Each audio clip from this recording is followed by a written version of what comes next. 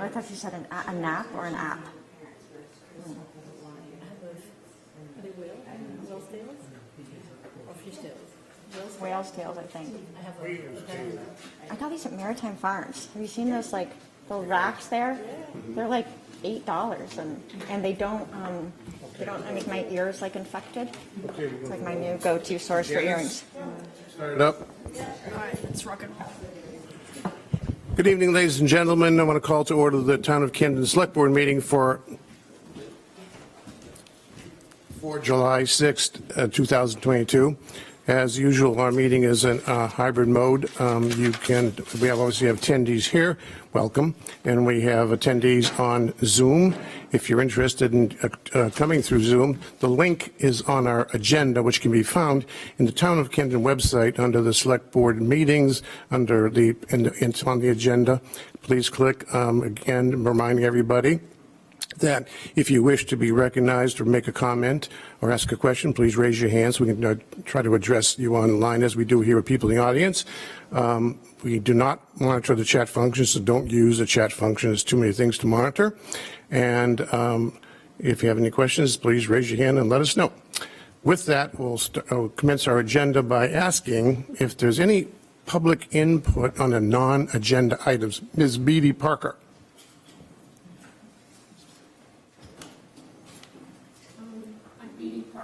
Oh, Beatty. Turn the mic on. Thanks, Beatty. Sorry, it's my turn. Pushing that, yep, green light, okay. B.D. Parker, I live up Washington Street, and I'm going to repeat myself. I hope my voice works. Before our last election, I was concerned about what would happen with the new ordinances, which did pass, and I'm pleased that they did, and that there will be more housing built gradually, I hope. But I have two concerns about the increase in density that I assume is being addressed, but I don't know. And one is that there'll be more, I think they call it unhosted short-term rentals. And I think that takes away housing, takes away more affordable renting, and that we need to protect from that sort of thing happening by insisting that people live in the house where they're subletting or renting.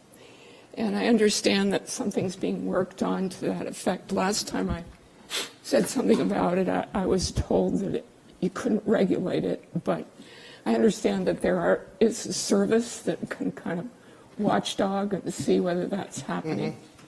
So I hope that's true, and I hope that there can be limits on unhosted short-term rentals so things don't get just gobbled up. So that's one piece, and can you answer me? Is that being worked on? Yeah, yes, and you really need to contact Jeremy to ask him what is actually going on in that regard. Okay. Yes. Because I want us to be protected. Understood. Okay, the other thing is that people are really lavish with asphalt, and I really appreciate that you're not requiring the sort of high standards or low standards of parking that have been used in the past, so that, you know, if you have more housing, you have to have more parking. So that's good, but I'm told, I'm not good at reading ordinances, I'm not good at reading anymore anyway, that there is no limit on the coverage of traditional village. Is that true? I think you need to ask that question of Jeremy and give a more specific answer. Well, in any case, I understand that it's not well protected, and so what people will do is, even if you don't require the parking, is they will pave, and there'll be more impervious surfaces. So thinking about how to protect against that, because especially with climate change and our watershed problems, we don't want that to happen. So, as I think I suggested before, yes. Well, there should be limits to coverage if there isn't, and I'll find out. Yeah, we can do that. If there is. But the other thing is that Portland, for instance, taxes impervious surfaces. Right. And that shouldn't even be grandfathered. I mean, people should pay to have impervious surfaces. So I don't know what else, and maybe Jeremy knows. I would send an email to him. If you want to copy me, that's fine, but, and/or town manager, and get answers to some of those questions. I'll make sure he Sorry, answers. I can't. I said, just send an email to Jeremy, and he can, with your questions, and we can get some answers for you. But thank you for coming. Be good. Always good to see you. Well, I'm glad that the ordinance went through. Now we need the protections. Yes, Maybe agreed. that should have been done first, but Yeah. as fast as Thank possible. you. Thank I had another young lady here, was hand up. Yes, you.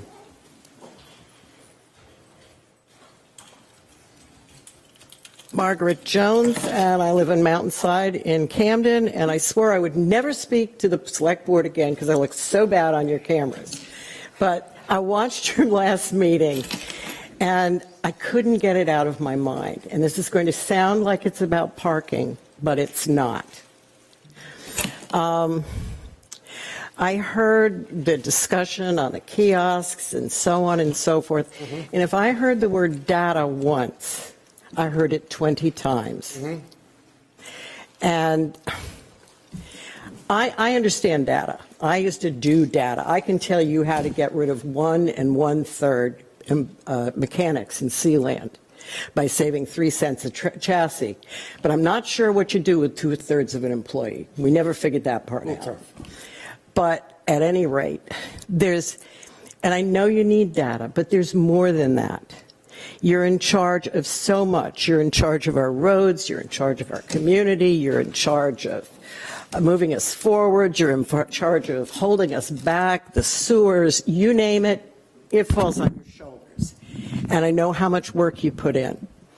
But there's one thing that I'm not seeing or hearing from the select board. And that charge is as large as any other charge you have, and that is the fabric of our community. How what you do and what you decide affects the members of our community. I've removed my dinghy. Because I've removed my dinghy from the harbor. I'm not going to pay $2 to bail it out. I removed it because I'm not going to park Lord knows where, and at 76 years old, lug my oars down and my PFD. By then, I've shot it. I've just got enough energy to get back. I'm not the only one. And so I guess I'm asking you all to really, really put an effort into taking the holistic look. Sure. And I'm not insulting any of you Sure. or attacking any of you. We're not insulted. Thank you. Great comment. Okay. Thank you very much. Thank you. Thank you. Was one of the hand waving back there, I see. As a Ken, I'm sorry, you're right in the light of the window, and all I see is your outline. But I recognize your ears. Thank you. Even without the mask, helping them out a little bit. It's the mask that makes it work. Good evening. My name is Ken Gross, and I'm speaking for Camden's Save the Dam Falls Committee this evening. And although I work for the Camden Public Library, I'm not speaking for the library tonight. Our goal is to offer the voters of Camden a chance to vote on saving the waterfall, specifically by putting the article on the warrant at the regular town meeting this coming November. Whether to preserve or to destroy Montgomery Dam and its waterfall is a momentous decision. I'd like to share a description from Camden's commemorative book published for our bicentennial in 1969. And I know it's over 50 years ago, but I remember the celebrations we had in 1969. Helen Minardi Stearns wrote, "The first reason everyone gives when asked as to why they wanted to live in Camden is the beauty of the place. Where else could one find the scenic combination of sea and mountains, woods and meadows, 2 lakes, and a river lazing through town before it tumbles into the harbor in a spectacular waterfall right in the heart of the business district? There are, as Helen stated, practical assets as well to all the eye-filling splendor. It has been over 50 years since Camden's bicentennial, but we still recognize the waterfall's benefit to our economy as well as to our community well-being. I'd like to take a few moments to review the steps we have taken over the last several months to arrive at this point. The town of Camden voted in 2017 to repair and maintain Montgomery Dam. It didn't happen and the funds were spent elsewhere. A year ago, we were promised there would be a community discussion on the Montgomery Dam. Here is the text of the invitation. You are invited to a conversation about what river restoration and sea level rise adaptation could look like where the Maguntacook River enters Camden Harbor. Join Camden Town officials, project partners, and other community members for a series of conversations on the aesthetic and environmental considerations surrounding the Montgomery Dam, sluiceway, and adjacent seawall. We will share draft concept designs, discuss site constraints and opportunities, and get input from the community. We were delighted to be invited. After all, we had been promised for 3 years that there would be such a discussion. Unfortunately, it turned out not to be true. Town officials were not officially present. The only presenters were all advocates of dam destruction. The only design sketches presented were based on the premise that the dam and its waterfall were to be destroyed. Our remarks were not welcomed. The community conversation that we were eager for did not happen. As a response to the apparent decision and persistent movement to destroy the dam within a week, the Save the Dam Falls Committee was formed. We began to publicize the threat to Montgomery Dam and to research how to give the people of Camden a voice and a vote on the dam. And it should be noted that in the fall of 2021, the results of the Montgomery Dam survey were released. Of the 1,000 people who responded, 67% were in favor of restoring the waterfall and dam. We found in our research that the town charter allows for petitions to the select board.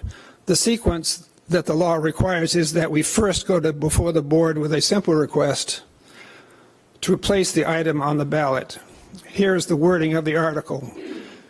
Shall the town of Camden... And I'm going to have to ask you to skip the detail and kind of get through the points by point, if you would, please. We know what the petition says. Yes, you do. We have 2 new board members, and I think it's important to go through the timeline. I'm sorry, I am taking a little extra time, and I appreciate your forbearance. I will speak a little more rapidly. But Ken, please continue. Thank you. So here is the wording, which we worked very hard on. Shall the town of Camden protect, preserve, maintain, and repair the existing Montgomery Dam near Harbor Park in Camden? The law says that when the initial request is turned down, that's when you can collect signatures on a petition. The select board did turn down our initial request in October of 2021, and we gathered signatures for the petition. We then turned in the petition on April 5th of this year, and the petition was then certified by the town clerk. We fully expected the petition to be placed on the next town ballot. After all, the Camden Town Charter clearly says that if there are adequate signatures, the select board shall insert that particular article in the next warrant issued or shall call a special town meeting for its consideration. That's section 1.03.1. There is no leeway in the law for denying a legitimate petition, whether or not the select board agrees. The law is carefully written to give citizens a recourse precisely because the citizens and the board are in disagreement. A petition is the bedrock of democracy. We were stunned when the select board turned down our lawful petition. So again, we turn to the Camden Town Charter to see what recourse we have when the select board turns down a lawful petition. The law is clear. When the select board unreasonably refuses to place the petition before the voters, citizens have the right to call a special town meeting. All we seek is a chance for Camden citizens to vote on whether or not to save Montgomery Dam and waterfall. We ask that you place the article on the November ballot. If we are not successful in our request to you, our recourse is to call a special town meeting.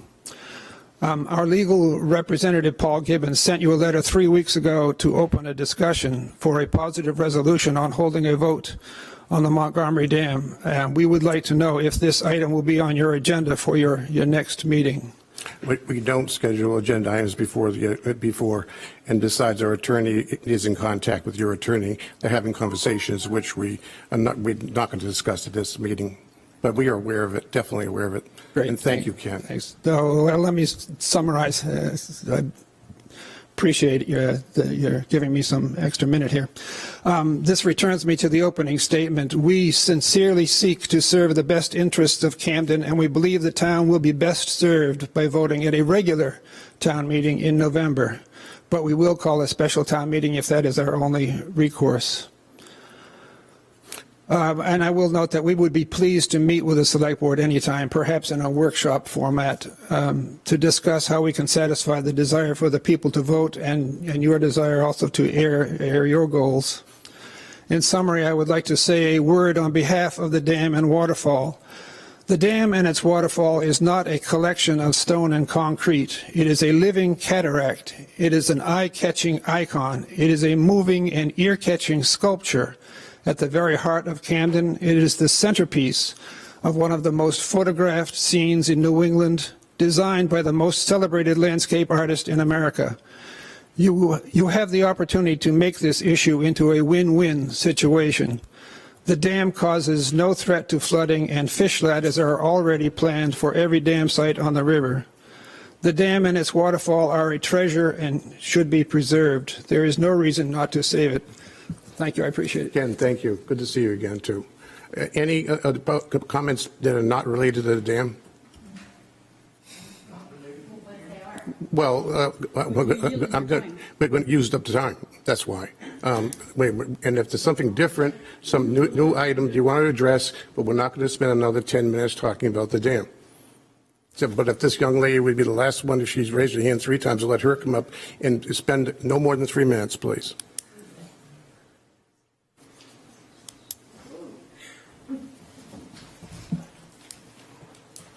Hi, my name's Jennifer Healy. I'm a resident of Camden, and I am a member of the Save the Dam Falls Committee. I really want to welcome the new select board members. Good luck. It's not easy at all. I am here to remark on the win-win proposal that was offered to Camden residents exiting the polls at the recent town election. The win-win proposal is as follows, short and sweet. How can we, as Camden residents, convince the select board to move forward productively to protect, preserve, maintain, and repair the existing Montgomery Dam and, in caps, also address individual Maguntacook River projects? This then leads to how can we as Camden residents convince the select board to seek and use grant funds to make a win-win come to fruition. The residents exiting the polls were overwhelmingly responsive and positive about this approach. The citizens of Camden are looking for forward momentum on these topics. The Maguntacook River Restoration Committee seeks to repair or renew certain aspects of the river environment, while the Save the Dam Falls Committee wants to repair and preserve Montgomery Dam. Both of these options have already been supported by the Interfluve report. The preservation of the Montgomery Dam does not stand in the way of the river restoration projects. The Save the Dam Falls Committee is not looking for opposition. We are here seeking collaboration. Our expectation is that the Montgomery Dam have an equal presence at the table in the new select board study. To achieve this, we have 2 considerations for you to think about. How are the objectives of the new study different from the Interfluve report? Second, will there be impartial questions asked of the consultants concerning the protection, the preservation, maintenance, and repair of the existing Montgomery Dam in the new study? Camden citizens want resolution. They already voted in 2017 in favor of funding for the Montgomery Dam. The preservation of the Montgomery Dam deserves to be recognized as an option to the Camden residents once again. Our goal is to obtain a vote on this November's ballot. There are solutions to obtain a win-win proposal if we pursue them together. We as a committee will diligently continue to offer opportunities to keep the community informed. In closing, a lifelong resident and voter recently stated, "How can it be Camden without the dam?" Thank you very much. Thank you very much. I have some materials, if I'm allowed. Yes, you are. Here you go. Yes, you are. You have more than enough to be, trust me. And you've seen some of this before, Thank but I you. was thinking in particular of our new members. Thank you very much. Can I just say something super quick? I did just want to say that, Jennifer, I do want to thank you. I had a really lovely conversation with Jennifer at the polls, and it actually left me with a lot of hope that there are compromises and win-win solutions. And I think our goal is to come up with a full spectrum of reasonable options. And I was really heartened to realize that there's more flexibility in the range of options that, you know, your group, I know not everybody in your group is the same, and probably there are differing opinions, but I did feel a lot of hope about, you know, the possibilities going forward. Yes, I would agree. I think we're on a good track, and we're going to continue that as part of the meeting when we discuss the consideration of the revised scope for phase 1 of the river restoration project. But with that, we're going to move on with our meeting activities, and the next is to discuss approval of the minutes for, we have to separate these because one meeting minutes doesn't involve Stephanie and Tom. You weren't there, so you can vote on it, but it doesn't count. But does any of the three of us have any comments on the June 7th meeting minutes? Allison, or then I'll take a motion to... I'll make a motion that we approve the June 7 minutes. Second. All those in favor? 3-0. Thank you. Now, to the June 21st meeting, which all 5 of us were at. Does anybody have any comments, Tom or Stephanie or anybody on the meeting minutes, corrections? Then I would request a motion, please. I make a motion that we approve the June 21st meeting minutes of the board. Minutes of the board Second. meeting. Motion made and second. Any discussion? Not hearing any. All those in favor? 5-0. Thank you. We next have a public hearing for a liquor license for Mixed Greens LLC at 15 Main Street for a renewal class a renewal class should be 5 restaurant liquor license, I believe. Is the right number. Is there anybody here that, I just want to ask before I open the public hearing, is anybody here from Mixed Greens that wants to speak to this, or anybody else here? The reason I ask is because the purpose of the public hearing, as we always announce, is for the public to provide input for, against, or just to comment on it, on the matter at hand. And we would allow anybody from the public to comment on that application, in this case, the class restaurant liquor license. After all the public's completed, then I would close the public input portion and revert to select board deliberation. And at that point, there's no more public input unless the select board has a question of somebody who's spoken prior to my closing the public portion. But since there's no public here to speak to and any hands I saw, I will close the public portion and revert to a question of decision by the select board. Does anybody have any questions on this application? Could I have a motion? I make a motion that we approve the liquor license for Mixed Green. Second. Motion made and seconded. Any discussion? Not seeing any hands. All those in favor? 5-0. Thank you. We have listed on the consent agenda 2 items, but I'm going to take the second one and take it off the consent agenda and make it the next agenda item. So, because we have representatives of Side Country Sports that may want to speak to, and thank you for coming to that item. So the consent agenda tonight is simply the approval of the request of the block party on Cross and Trim Streets on July 16th, 2022. Are there any objections to the consent agenda item? Not hearing any of that, item is hereby adopted. The item I move to agenda, because as I stated, Side Country is here, is the approval of the renewal agreement with Side Country Sports at the Camden Snowball. Gentlemen, would you like to say anything to that application, what would the board like to ask Side Country, any questions on the agreement application? This will be, I believe, the second year of a three, it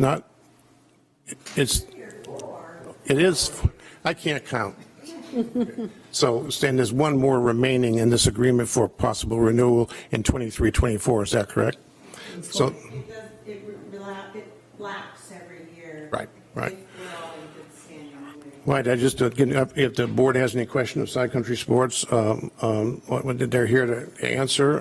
Anything you'd like to ask? If not, we'll move toward motion. I'll move the motion. Second. Motion made and seconded. Any discussion? No. All's in favor? Thanks for coming, and keep up the good work. Thank you. On our action items, we have, three tonight. First is the consideration of the revised scope of work and budget for Phase 1 for the McGuntuck River Restoration Project as submitted by FB Environmental. And I believe the RFP and the FB proposal are in our packet and have been done. And I'm open to any comments on the board on this consideration of this scope of work. Sophie, do you want to summarize it for us? Sure, happy to. So the proposal we received from FB Environmental is a joint proposal from Forest Bell Environmental with Biohabitats. They're partnering on this piece of work. It is in answer to a what I call a mini RFP, guidelines on the kind of work we're tasking the consultant we want to retain to do. And FB Environmental has sent us a proposal along with a very detailed work plan as asked for, and has also been very open to keeping Source to See in the loop by sending them regular information and by being very collaborative. The packet contains the guidelines I sent to the three consultants, the proposal we received from FB and Biohabitats, and the work plan. So, and the budget, of course. And it's right now in front of the select board to be approved.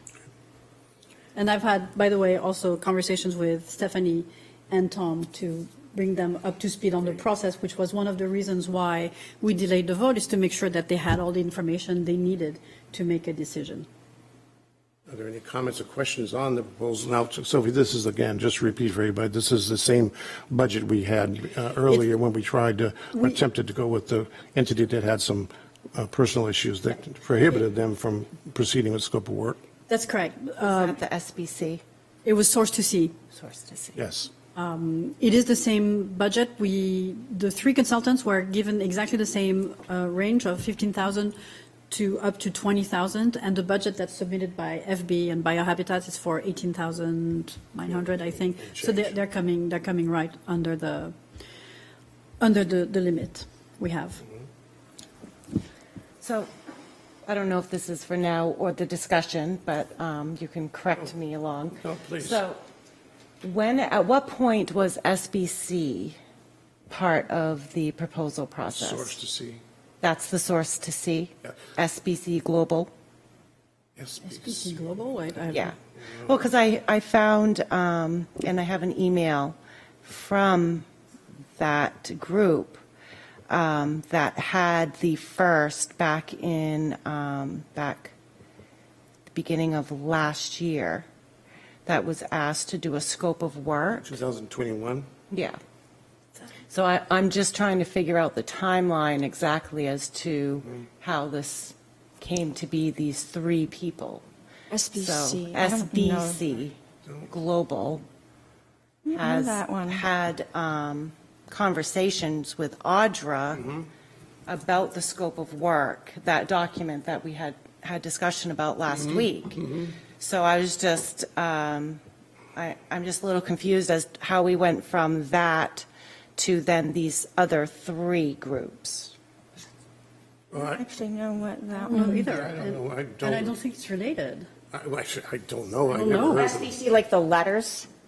Yep, SBC Global, it's, Unless it's an acronym for something. I looked that up. I can't find. Yeah, There's a company that. Yeah, I don't know.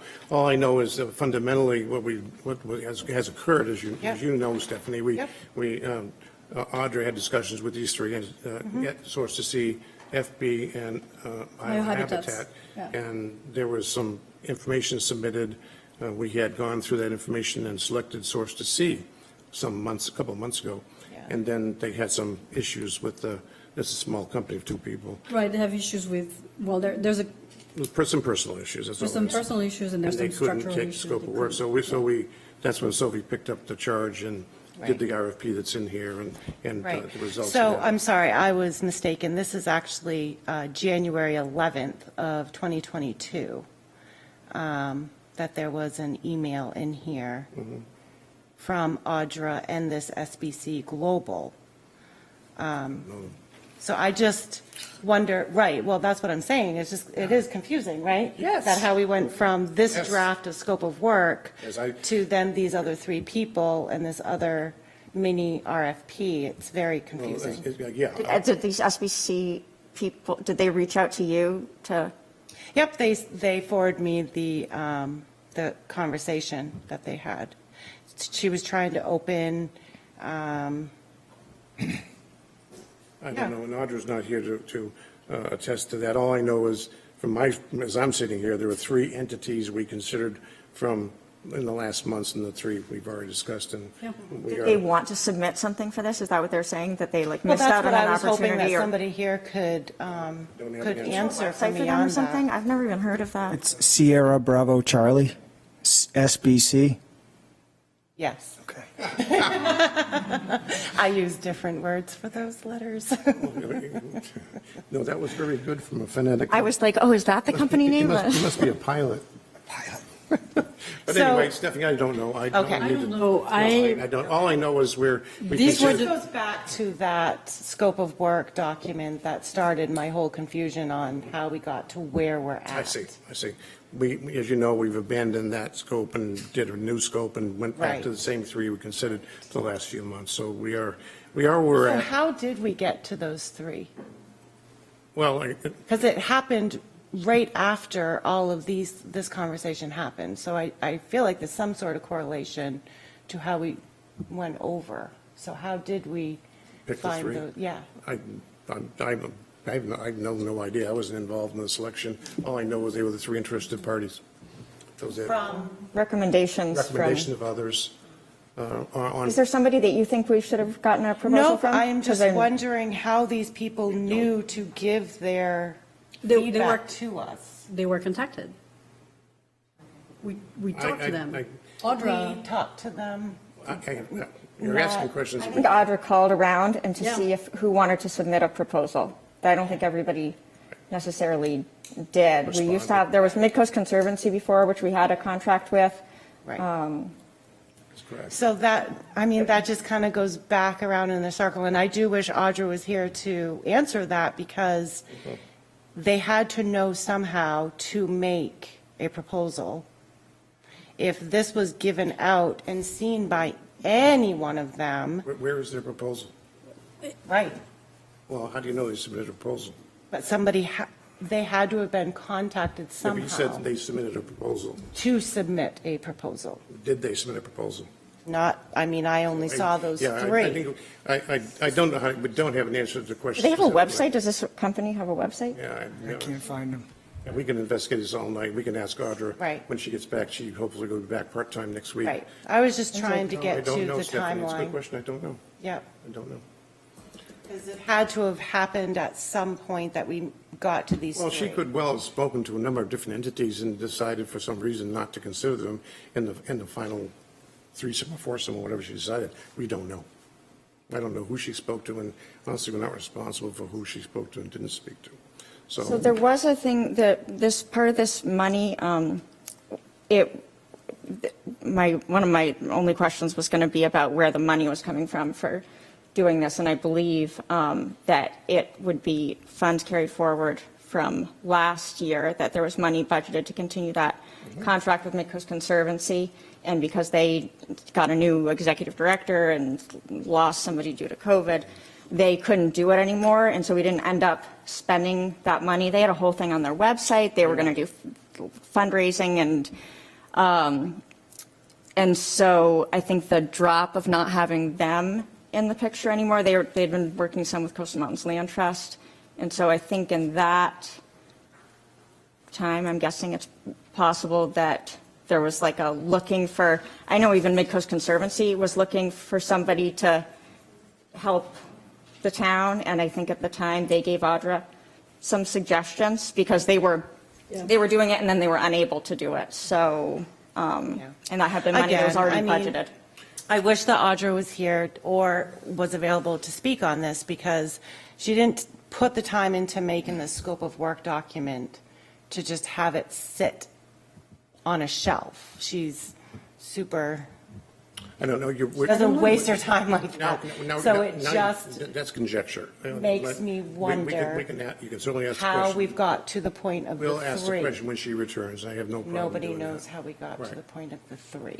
But this is not an open process. It doesn't have to be an open process. The town can choose to ask a select number of companies to propose to send us a proposal according to the guidelines we send them. Right.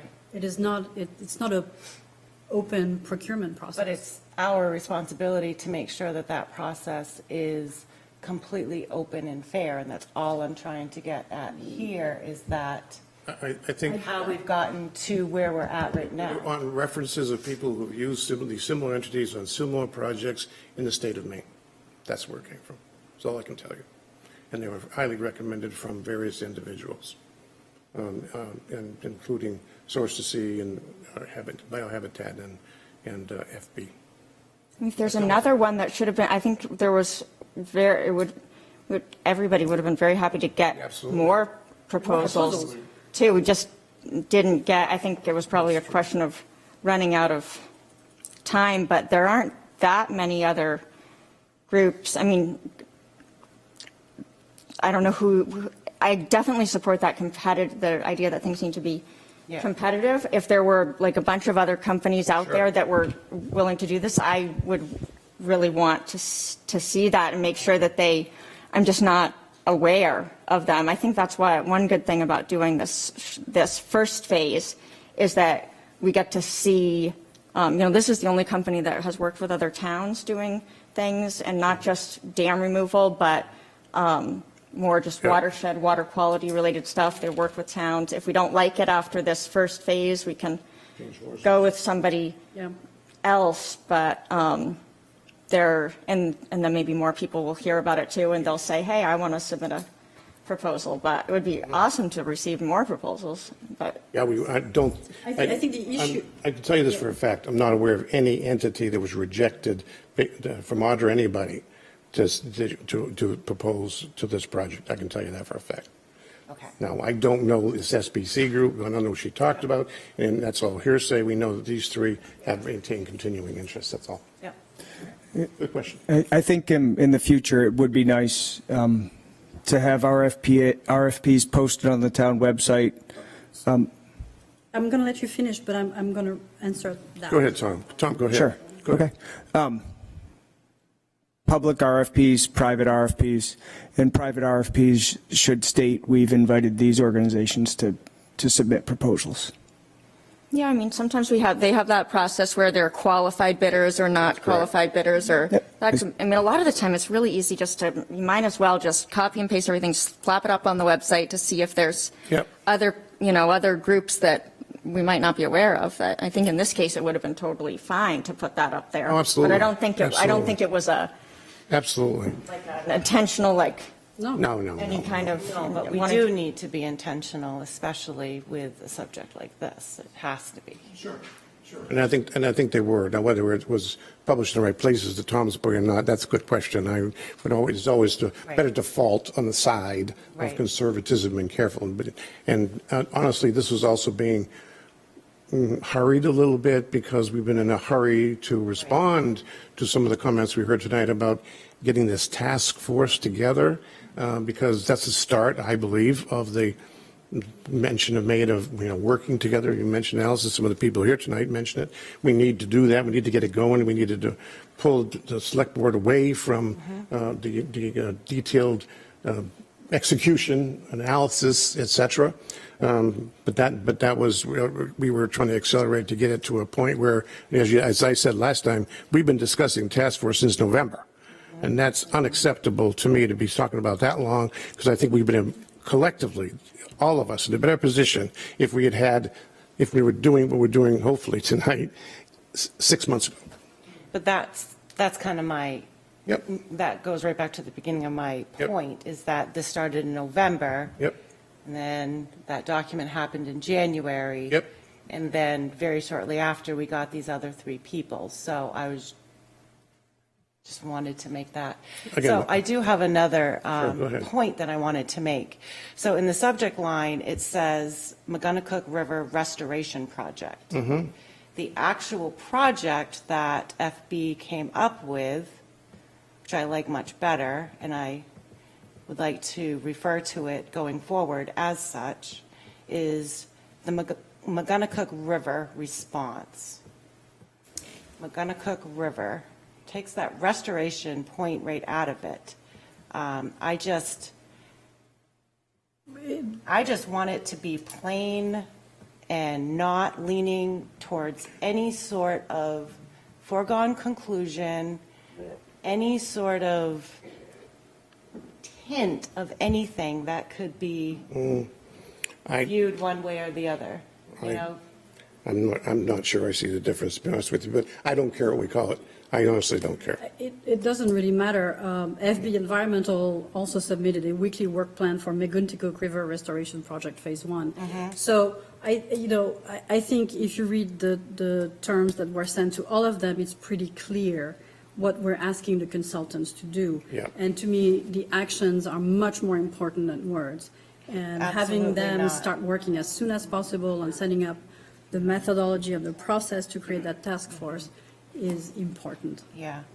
Well, I actually just saw that because I actually didn't see it before, but it just popped out at me that they did refer to it as restoration. But the actual document, the page 1 with the whole picture of Camden, scope of services, phase 1, says McGonagall River. Yep. And I would prefer it to be referred to as that instead of having that restoration. When you're restoring something, you're taking it from what it was to what it hopefully was already at one point.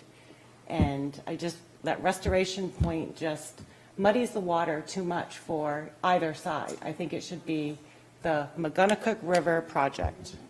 Yeah, I That's totally, personally, I think that's totally fine, and that there's totally no, agree. I totally agree. even looking at the way committees are named, it sometimes does matter. There's another town that Words has matter, huge. has a One river person time. advisory committee, which I like, River just advisory things like that. Instead of, Camden has had a dam committee, maybe it should have been a river committee or a watershed committee or a. Because it Impacts the types of, the It people that does. are like, I might be interested in rivers, so I want to be on a river committee. Right. I think we can come up with language. That might be part of the thing that we task with the group with, as part of the vision. I want them to come up with a name for the task force. Let them come up with the idea and the titles, because that's what their job is, and not ours. We need to distance ourselves from this scope of work, what it's called, how they do it. It's more important what they do and how they do it. Right. I do think restoration can be a loaded word that means different things to different It people, does, and it that does. it's not necessary to. You can remove it. It does, I I think it's, It's the the work is more McGonagall, it's the important. McGonagall River Project, that's what we can call it, it's not a big deal. I don't have any heartburn with that. Any other comments on it? Anybody else? Do I have a motion to accept? I have a question, please. Yes, yes, you are. Yes, you are. But you have to come up here. Unfortunately, we don't have microphone access all over the room, so. Oh, I'm sorry. We could have brought you the mic. I'm sorry. I would like to know. Could you introduce yourself first? My name's please? Linda Tanner, and I live on the river. I'm trying to get caught up on everything that's going on without reading it all on Facebook. Could you explain what the McGonagall River Restoration, which I don't like the word either, means, and why it's tied in with the potential dam removal, and if the dam gets removed if there's no longer going to be a river. So, I mean, this is the stuff you read, and as tax-paying citizens, we deserve to know without reading it on Facebook. And I don't know how to find what's really going on. Who wants to attack that one? So I want to know what the Magunnacook River restoration is and what it means. So there is I think you're identifying part of the problem is that we're like, well, you can read this 250-page report, and people are not psyched about that, understandably. And so one of the things that we want to do is have the committee come up with some, frequently asked questions and answers to these things. But for some just very basic, I'll share my screen, the town website does have, if you just go to the regular town website, you click on read more, more information. This, does just give some basics about what's being studied, which dams. There's some frequently asked questions. If you keep scrolling, there's links to meetings that have happened, links to the studies, links, just basically it's more than you're asking for. I know it's sort of everything that we've done just dumped up onto the website.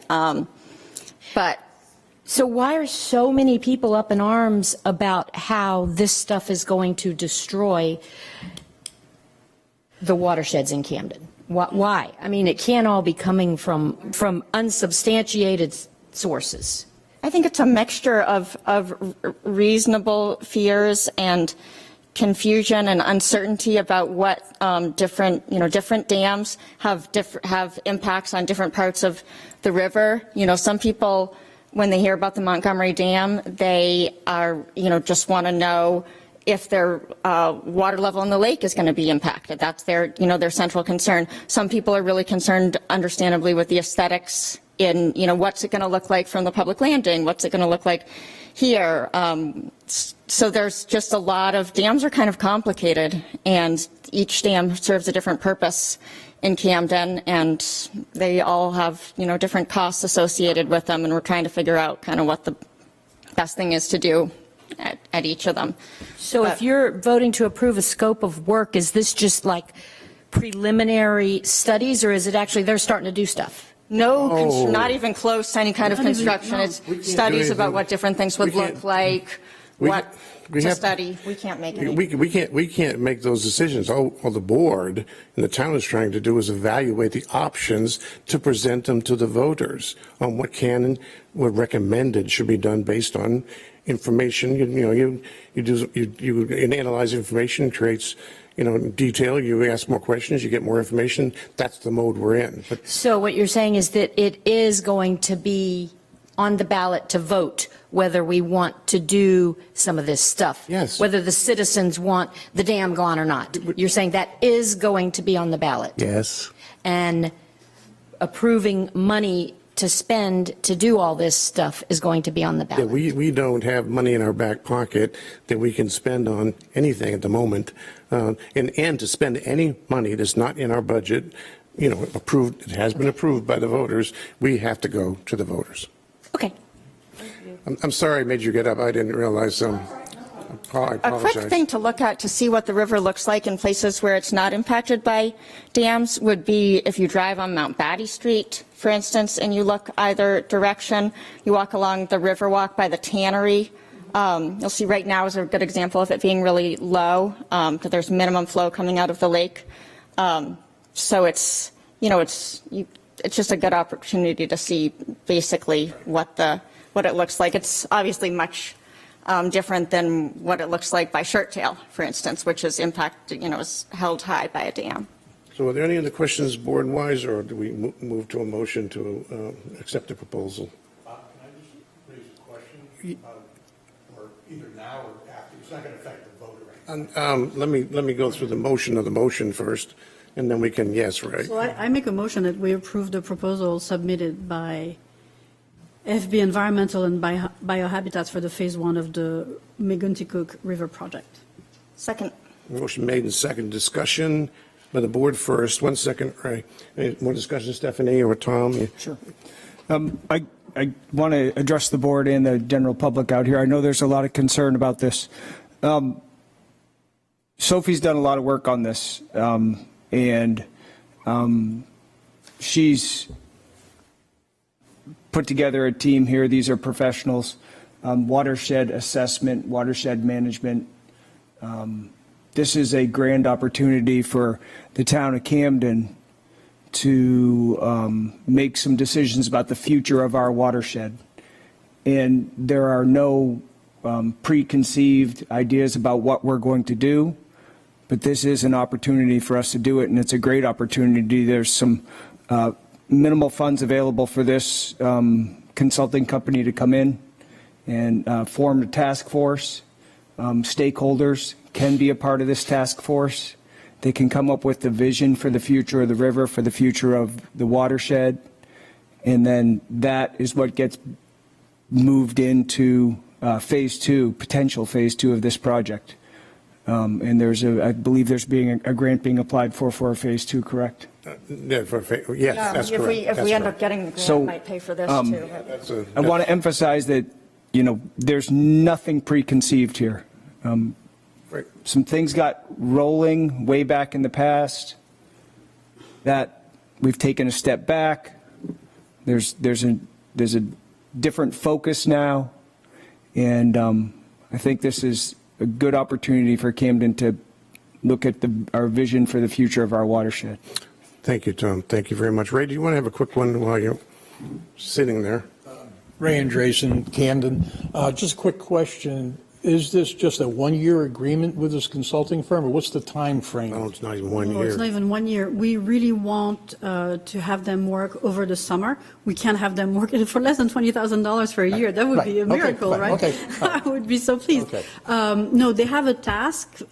They have a list of tasks that they have to complete with certain milestones. They had submitted a work plan with dates, with weeks, so we're going to have to move those according to the date at which we're going to sign the contract with them.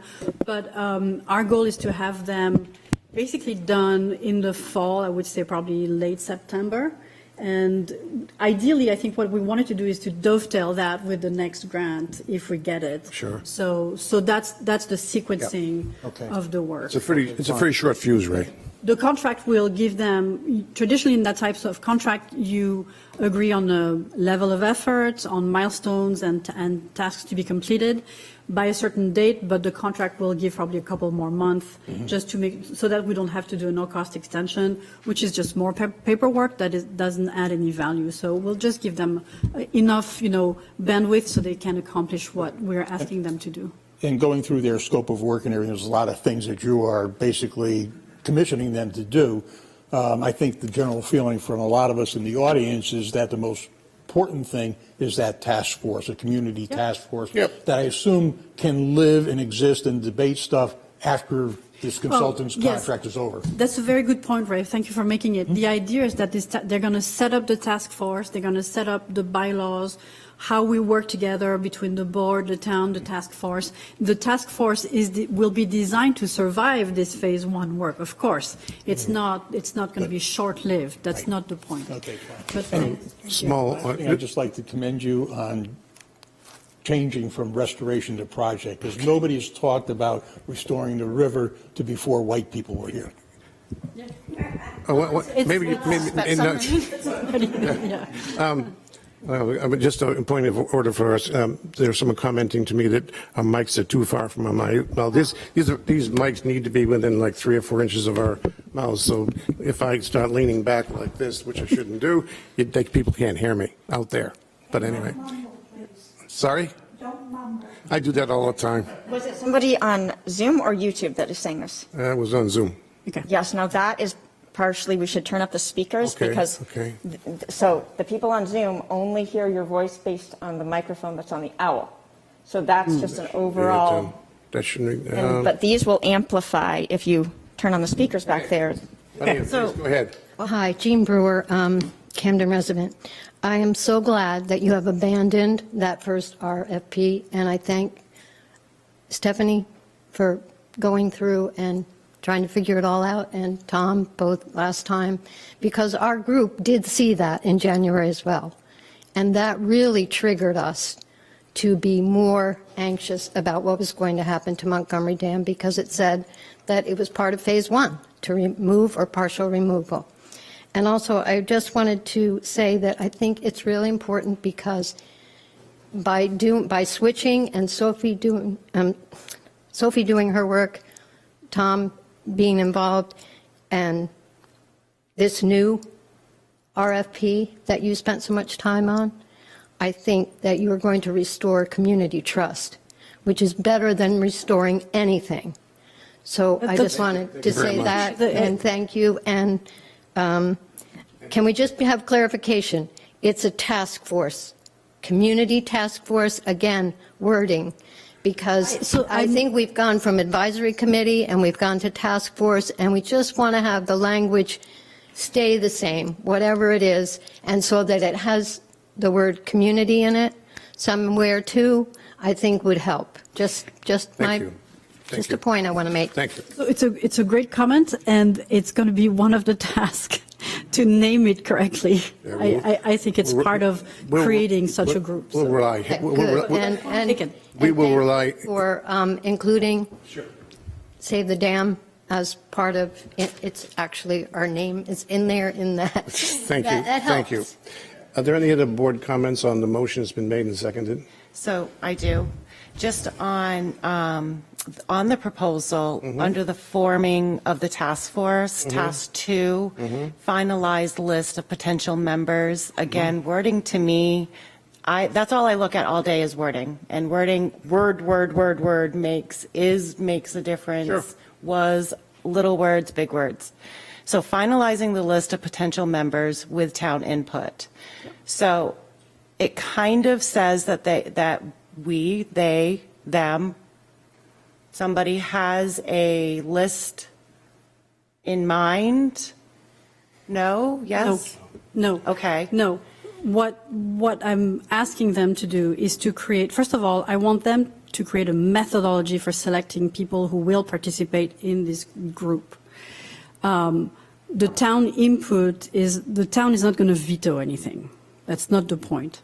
But all of us have been approached by people who said, I know someone who would be great. Right. I know somebody who wants to join. I recommend X to be this. So those names, those proposals can be made to the consultants, but they're going to have, the final say on what is the best format for this group.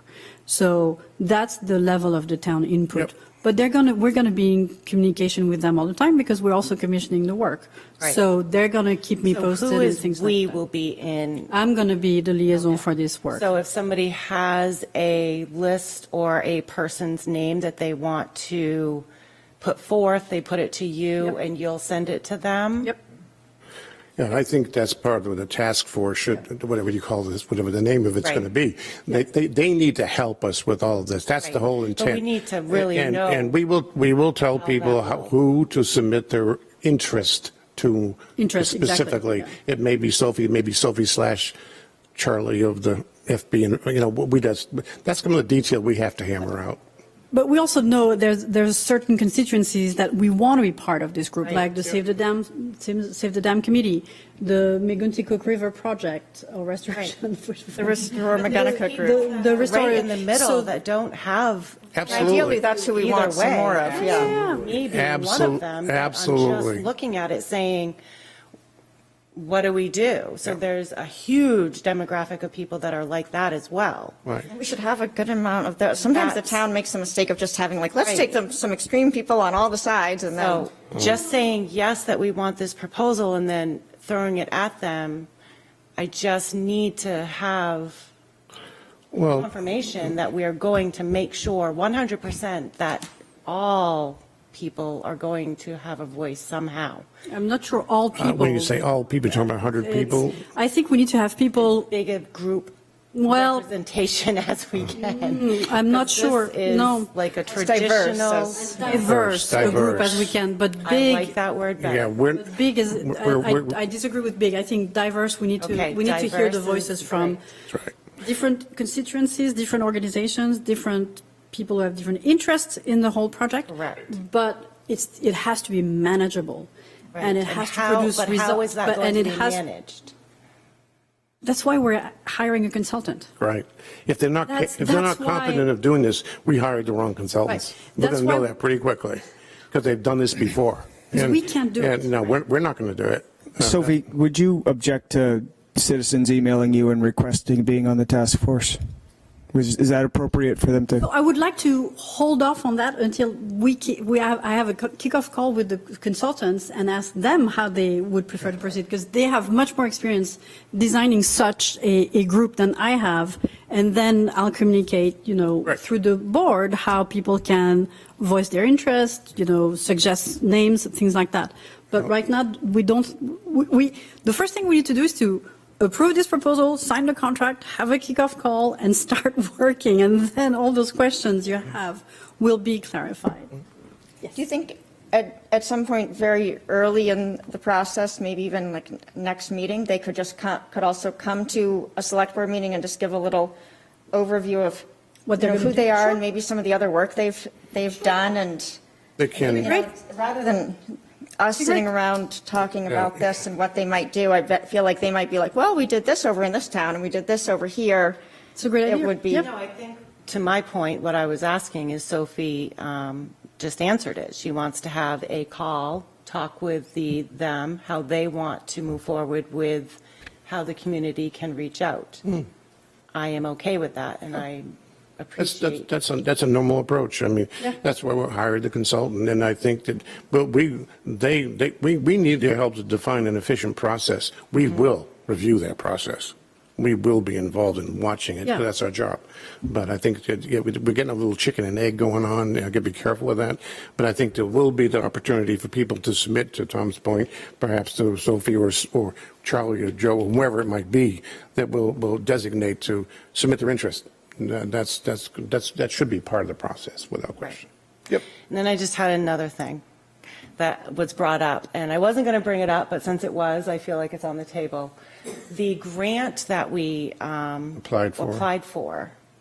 There's been a lot of talk about what that grant will and will not pay for. Correct. And that is what kind of has propelled a lot of confusion and angst in the community.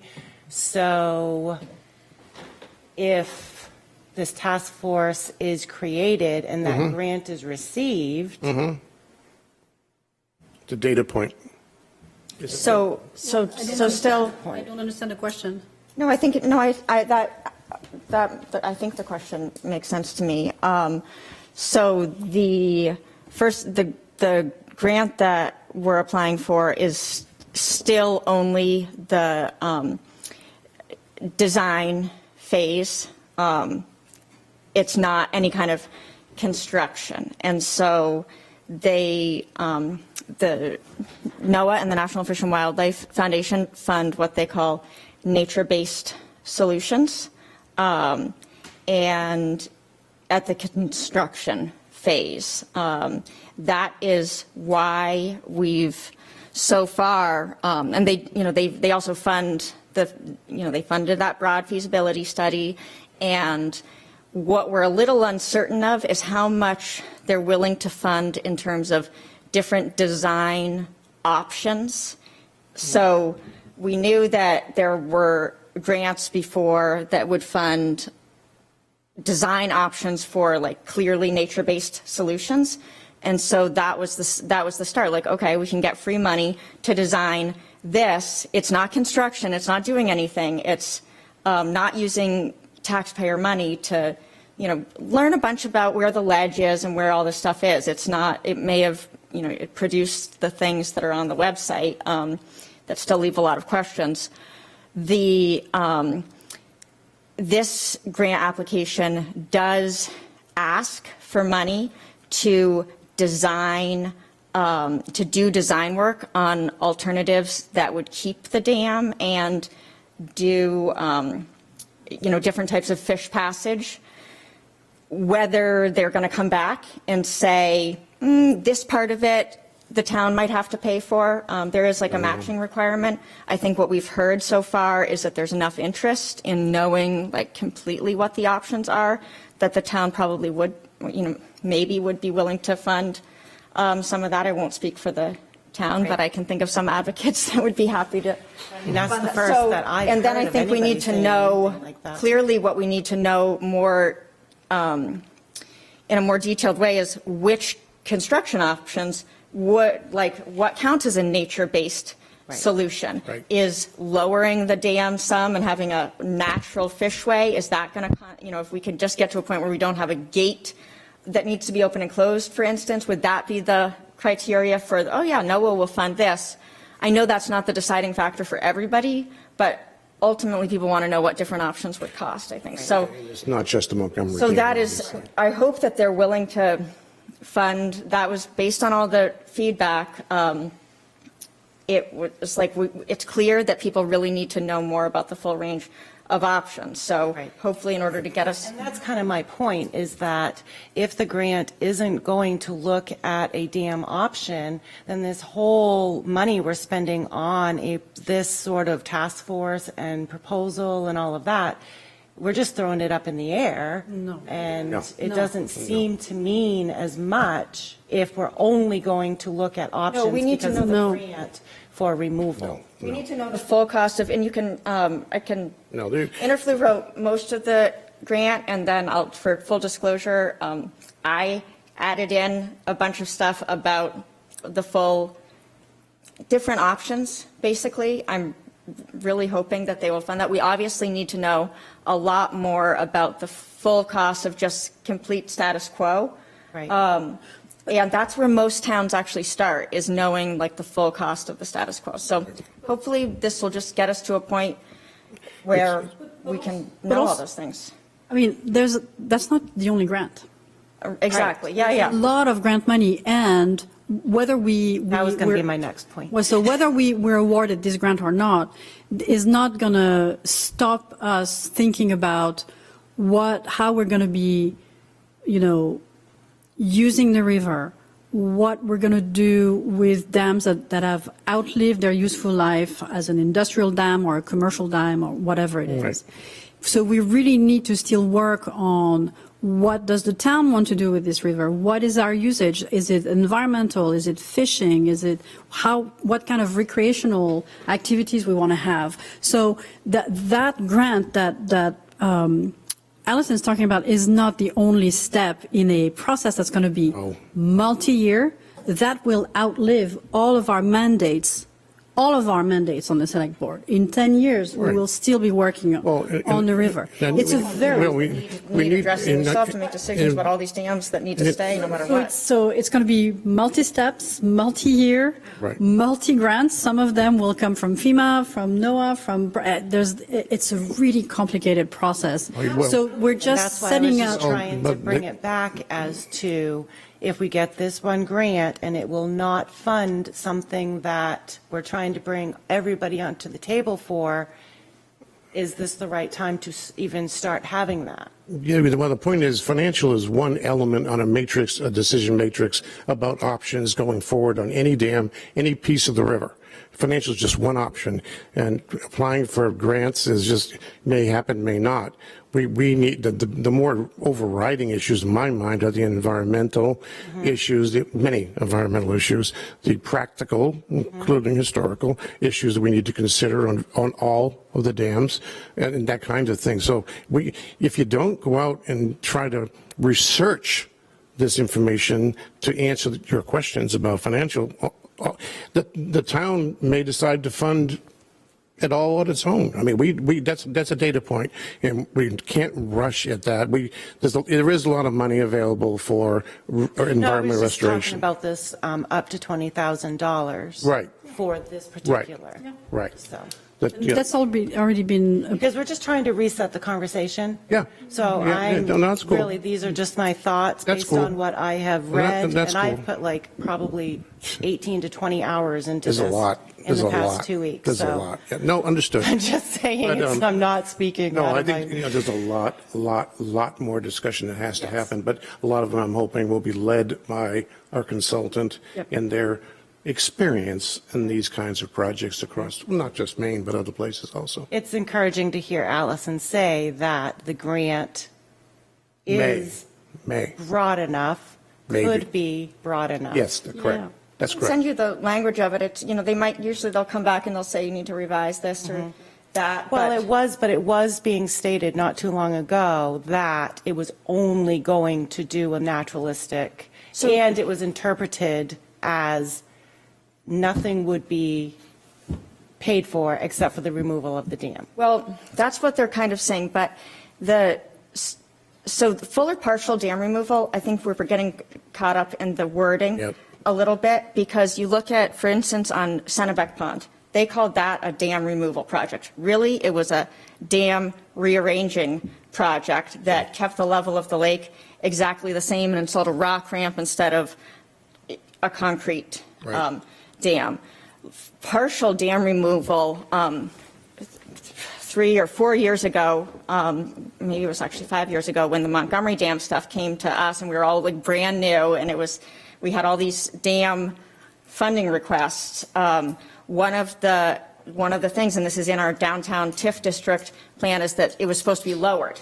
And because of flooding. This was before any of us were on the board. This was Ken Bailey saying that flooding is a problem there, and so they were going to lower it. That could be just that little bit of lowering could be considered partial dam removal. And I'll say, I think maybe the town is eager to find solutions that can be funded by grants, I think, and if we can call that partial dam removal and it's lowering it just a little bit, so they're in Ken, Ohio, they called it a dam restoration project, but it was really kind of a dam removal project. That a lot of these words can mean different things. That's why they're very important. We might be using certain words in a way that is conducive to getting grants. When push comes to shove, it's going to be when we go to actually construct something. We have a design. We say the community's reached this kind of consensus that we think this would be good,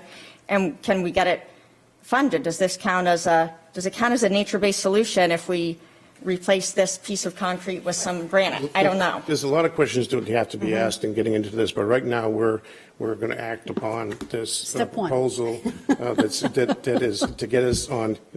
Every journey starts with the first step. We got a lot of questions, and great questions, by the way. But I think we need to take this step. Is there any more discussion? Otherwise, I'm going to call for a vote on this motion. All those in favor of the motion to accept the FP proposal? 5-0. Thank you. And again, keep the questions coming, both of you. There is a steep learning curve, and Stephanie, I can empathize with how many hours it takes to catch up with this one, because it is a lot. And we get a lot more. I just think that putting words to people's fears and having it talked out is the most important part of this process. It really can be. It's an exciting opportunity in some ways. I mean, we have people in the community that love the beauty, the traditional beauty of downtown. We have people that love to fish. We have people that love to kayak. This is our opportunity to address maintaining, preserving, making sure that those things are here for a long time, things that we love. Thanks, Tom. We're going to move on to the next item on the agenda, which is the appointment of the Camden Conservation Commission members. We've had a whole bunch of applications, which is a good news thing. Really, it was a lot of interest. I'm impressed. Yeah, thank you. Thank you all. We did, I think we had 11, or so applications that I saw in the packet. Maybe more. But Allison, you've been closest to this, and as liaison to the Conservation Commission, congratulations. Recommendations on your part, or what do you think our next step should be in terms of membership here?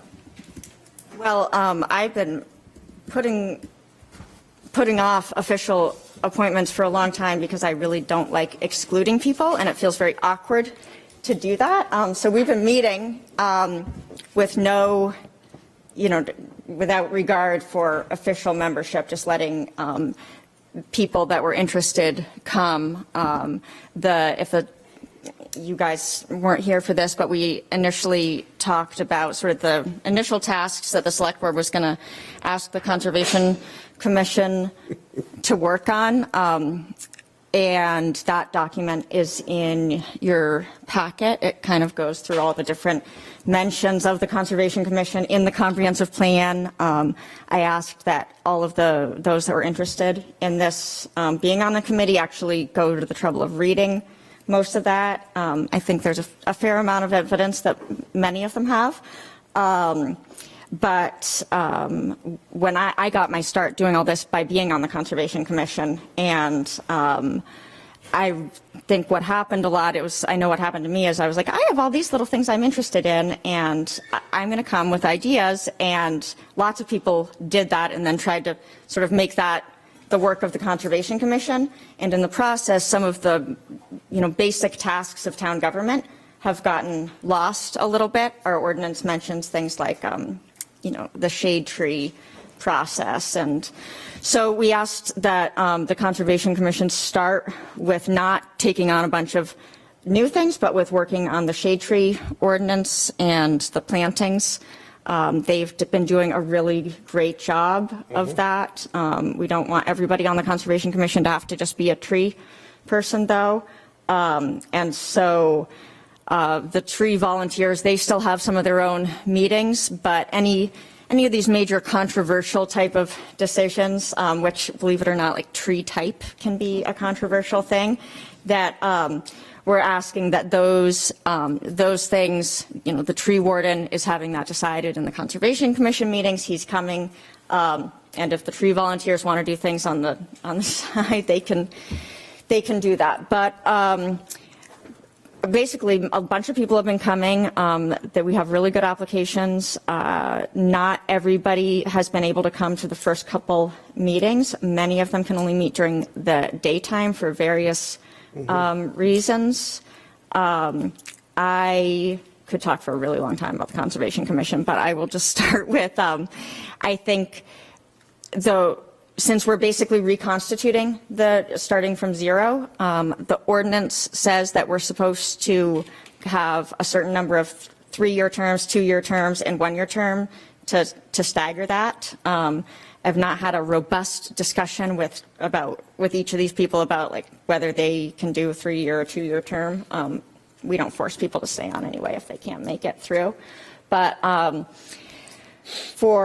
there are a few people. Rebecca Jacobs is she works at the Knox and Lincoln Soil and Water Conservation District. She's also a Camden resident, and she's willing to take on a really very active role in helping to sort of define some of the things that the commission should work on, obviously with select board input, but she's definitely somebody that we should try to rope in, I think, for 3 years.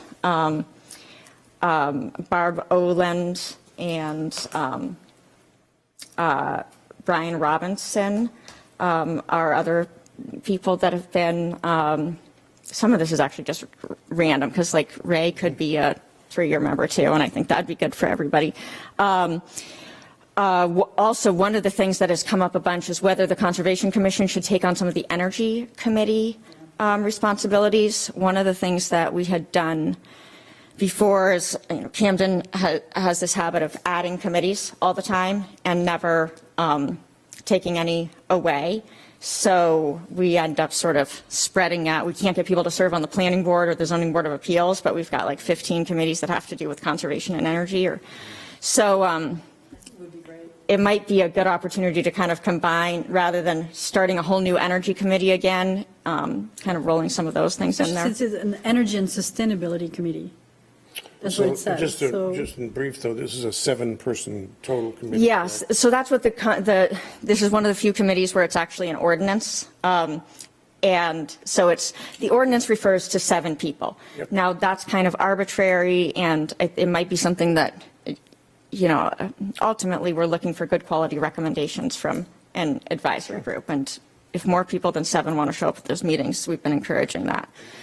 So I don't think that we should necessarily limit it to 7 people in the future. But in some towns, conservation commissions ultimately take on like a role where they actually have voting ability to approve things or not approve things, like as a second step to the planning board. Certain things like in the shoreland zone might go through the Conservation Commission review.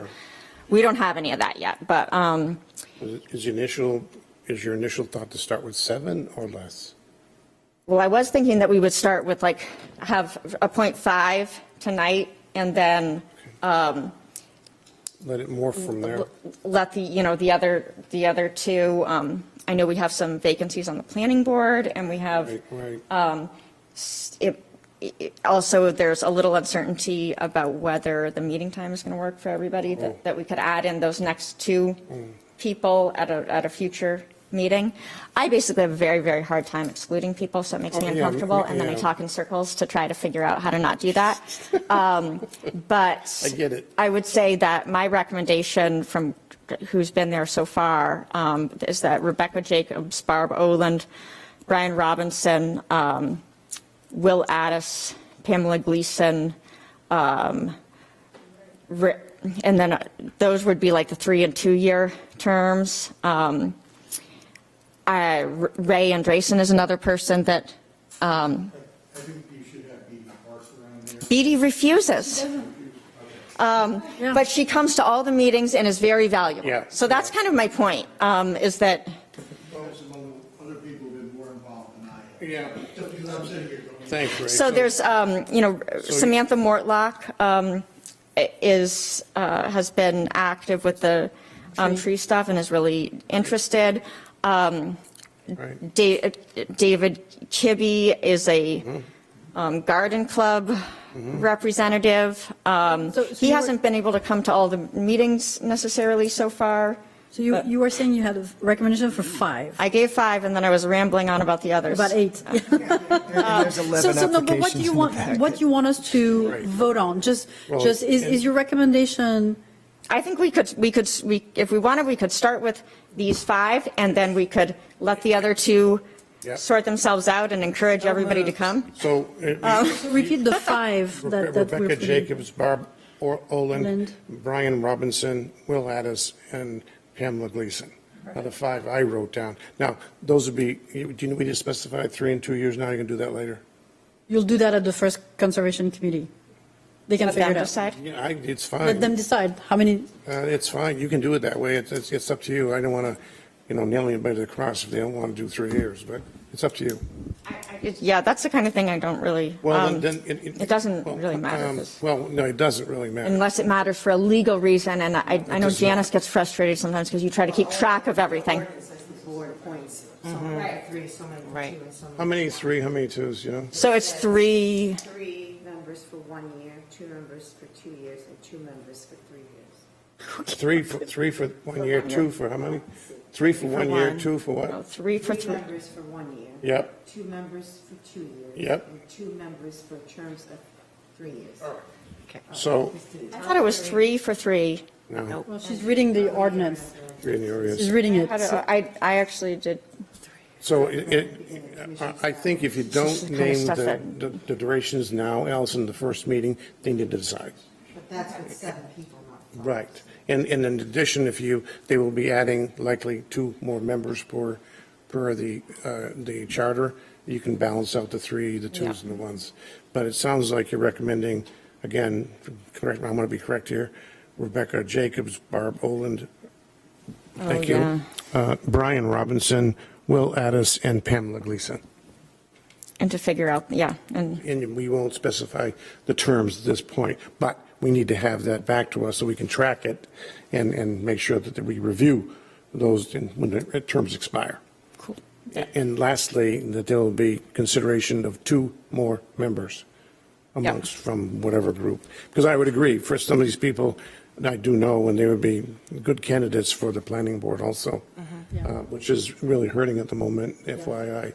Tom. Right, we really- We've we've got just to- had a lot of, people just have done it for a long time, and they just had to get off. And it's been a tough, that's a heavy it's duty not role. all that. It's That's a actually, heavy most of them duty haven't role. been there long.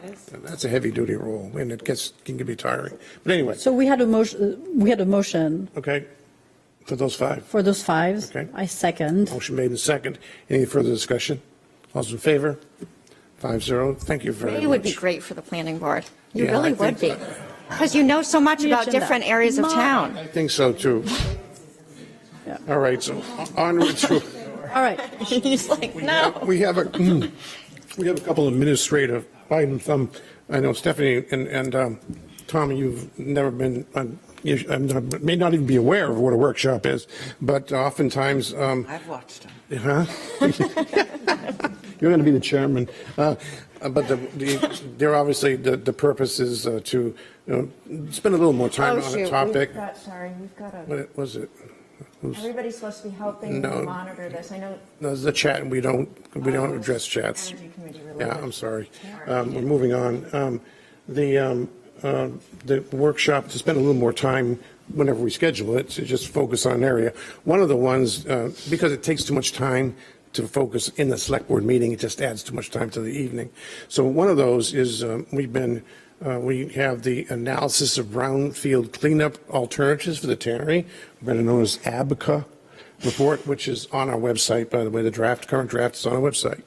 To take a little bit, basically, it's just exactly what it says. It's analyzing the three principal alternatives of a brownfield: do nothing, restore it in one of two different manners. And our consultant, Ransom Consulting, has been involved in both the site investigation as well as the development of the analysis of brownfield cleanup alternatives. But this purpose of this workshop would be to have Ransom in attendance so we can ask questions of anything that we want in the APCA. It's a somewhat technical document, but not too technical. And I'd like to schedule that as soon as possible because, but there's a couple of caveats. One is, well, first of all, Steve Dyer is our representative from Ransom. He's fairly busy and his schedule's been a bit of a problem. But also, just so you know, there's one portion of the site, which you'll see, that is, there's a data gap analysis being done, which is basically doing a few more borings and checking out around that area. You see how extensive that one little module is? That was done in like early June, I think, and then when they actually did the borings, and we still haven't got the test results yet, so I'm a little concerned, but I'm expecting, Jeremy's expecting them any day now. But we have a couple of options on the table for dates for this. And one I know Steve is available on Monday, July 11th. That will be the soonest. But that meeting would have to be at 4 o'clock in the afternoon because this room is not available until 3:30 because of a state labor. On that day. I know he's available on the 11th. He's not available for all intent and purpose the rest of that week. So if the 11th at 4 here doesn't work, we're going to have to look into the week of the 18th. And even there, I'll have to look at, not away from the select board meeting, obviously, look at what his availability is on the 18th or 18th or during the day on the 18th, 20th, or 21st. So does anybody have any comment on the potential for Monday at 4? That works for me. Aren't we kind of under the gun with, Sorry? aren't we, or it's fairly critical that we do it soon? You know what, I only With believe all it is the- because I want to make sure the public has the opportunity, to attend, and sooner the better, because Yeah. we're getting very close to the point where the consultant, as Jeremy had explained, is preparing the RFP to remediate the two areas of the site that you'll see in the APCA that need to be remediated, and sending out RFPs to contractors to bring to the table what the cost of those two pieces may be and how much we have available in our existing monies from our existing grant to fund all or a piece of that. So we need the results of that test. It was supposed to be a 2-week turnaround, and now it's closer to a month since they took the test. I think that's the critical piece. If we do this workshop on the 11th, we really need to put some pressure on them to get the results of that test. I agree with you, Tom. So I'll tell you what, if we do choose the 11th at 4, it's contingent on the fact that the boring information is ready and available. And we can pick a second date here now. Okay. All right, and I can bounce it off. I'm hoping it'll make them hurry, get it to us. It's overdue. Choose to pay I'm in the same, we're in the same page. Have it fast. We're in I the think we same should have page. paid that. What I would propose then is that April 11th at 4 here, contingent on the availability of the data from the sampling. As a backup, I would suggest we look at maybe Monday, I'm looking at the wrong month, Monday, the 18th, or Wednesday, the 20th during the day, whatever time works for everybody, as a backup date. Does anybody have a preference for either of those 2 days? 18th or 20th? Monday, the 18th, or Wednesday, the 20th? And again, we can be a little flexible with the days. I don't think we have a conflict with the conference room. Stephanie? At this point, I won't know because this room's going under deep clean at some Right. point. But I don't have The subject of much speculation. It's going to be underwater for a I week. think on this particular subject, we really need to make sure that it's as late in the day as we can. Okay, Just for us blue-collared people. got that- it. So does 4 o'clock work? If that is Okay, let's acceptable. just, Those of us who love bringing our kids to meetings like this. But, Right. How If about, that's, how about? We have opinions too. How about It's okay. 11th is again for contingent, if not, the 18th at 4. All right? Yep. Contingent. Could we also investigate if there's like a way that we could, there's a cost to expediting the Yeah, there is. What I'm concerned because about. Select Board does have contingency funds We for do. certain things like this. We do. And I'm in the same page with you all are. Tom's said it best. This has gone too long. We got to really move on this because remember we do have a little bit of a trigger. In the end of September is when our grant monies have to be committed. Not that there's a hell of a lot less, excuse my language, but we're going to spend it. So yeah, it is important to ASAP, and we will do that. We will put pressure on them for Monday the 11th. I know Steve understands that. Unfortunately, Steve is on vacation this week, so but we can still get a hold of him. I'll have Jeremy get a hold of him, and we'll confirm with you all this week about the 11th or the 18th. I mean, ultimately, the cover system doesn't depend on the results of these borings, right? Just the extent. I thought It's the extent. If they only did along the river. No, it's not no. Borings. These borings are in the data gap area, that crosshatched area by the Riverwalk. I know. That's what I'm saying. Not at the river. It's not the river. It's not on the riverbank. The That was river, just- there's a cross, it's the Riverwalk to the river. I'm saying as opposed, we have two areas.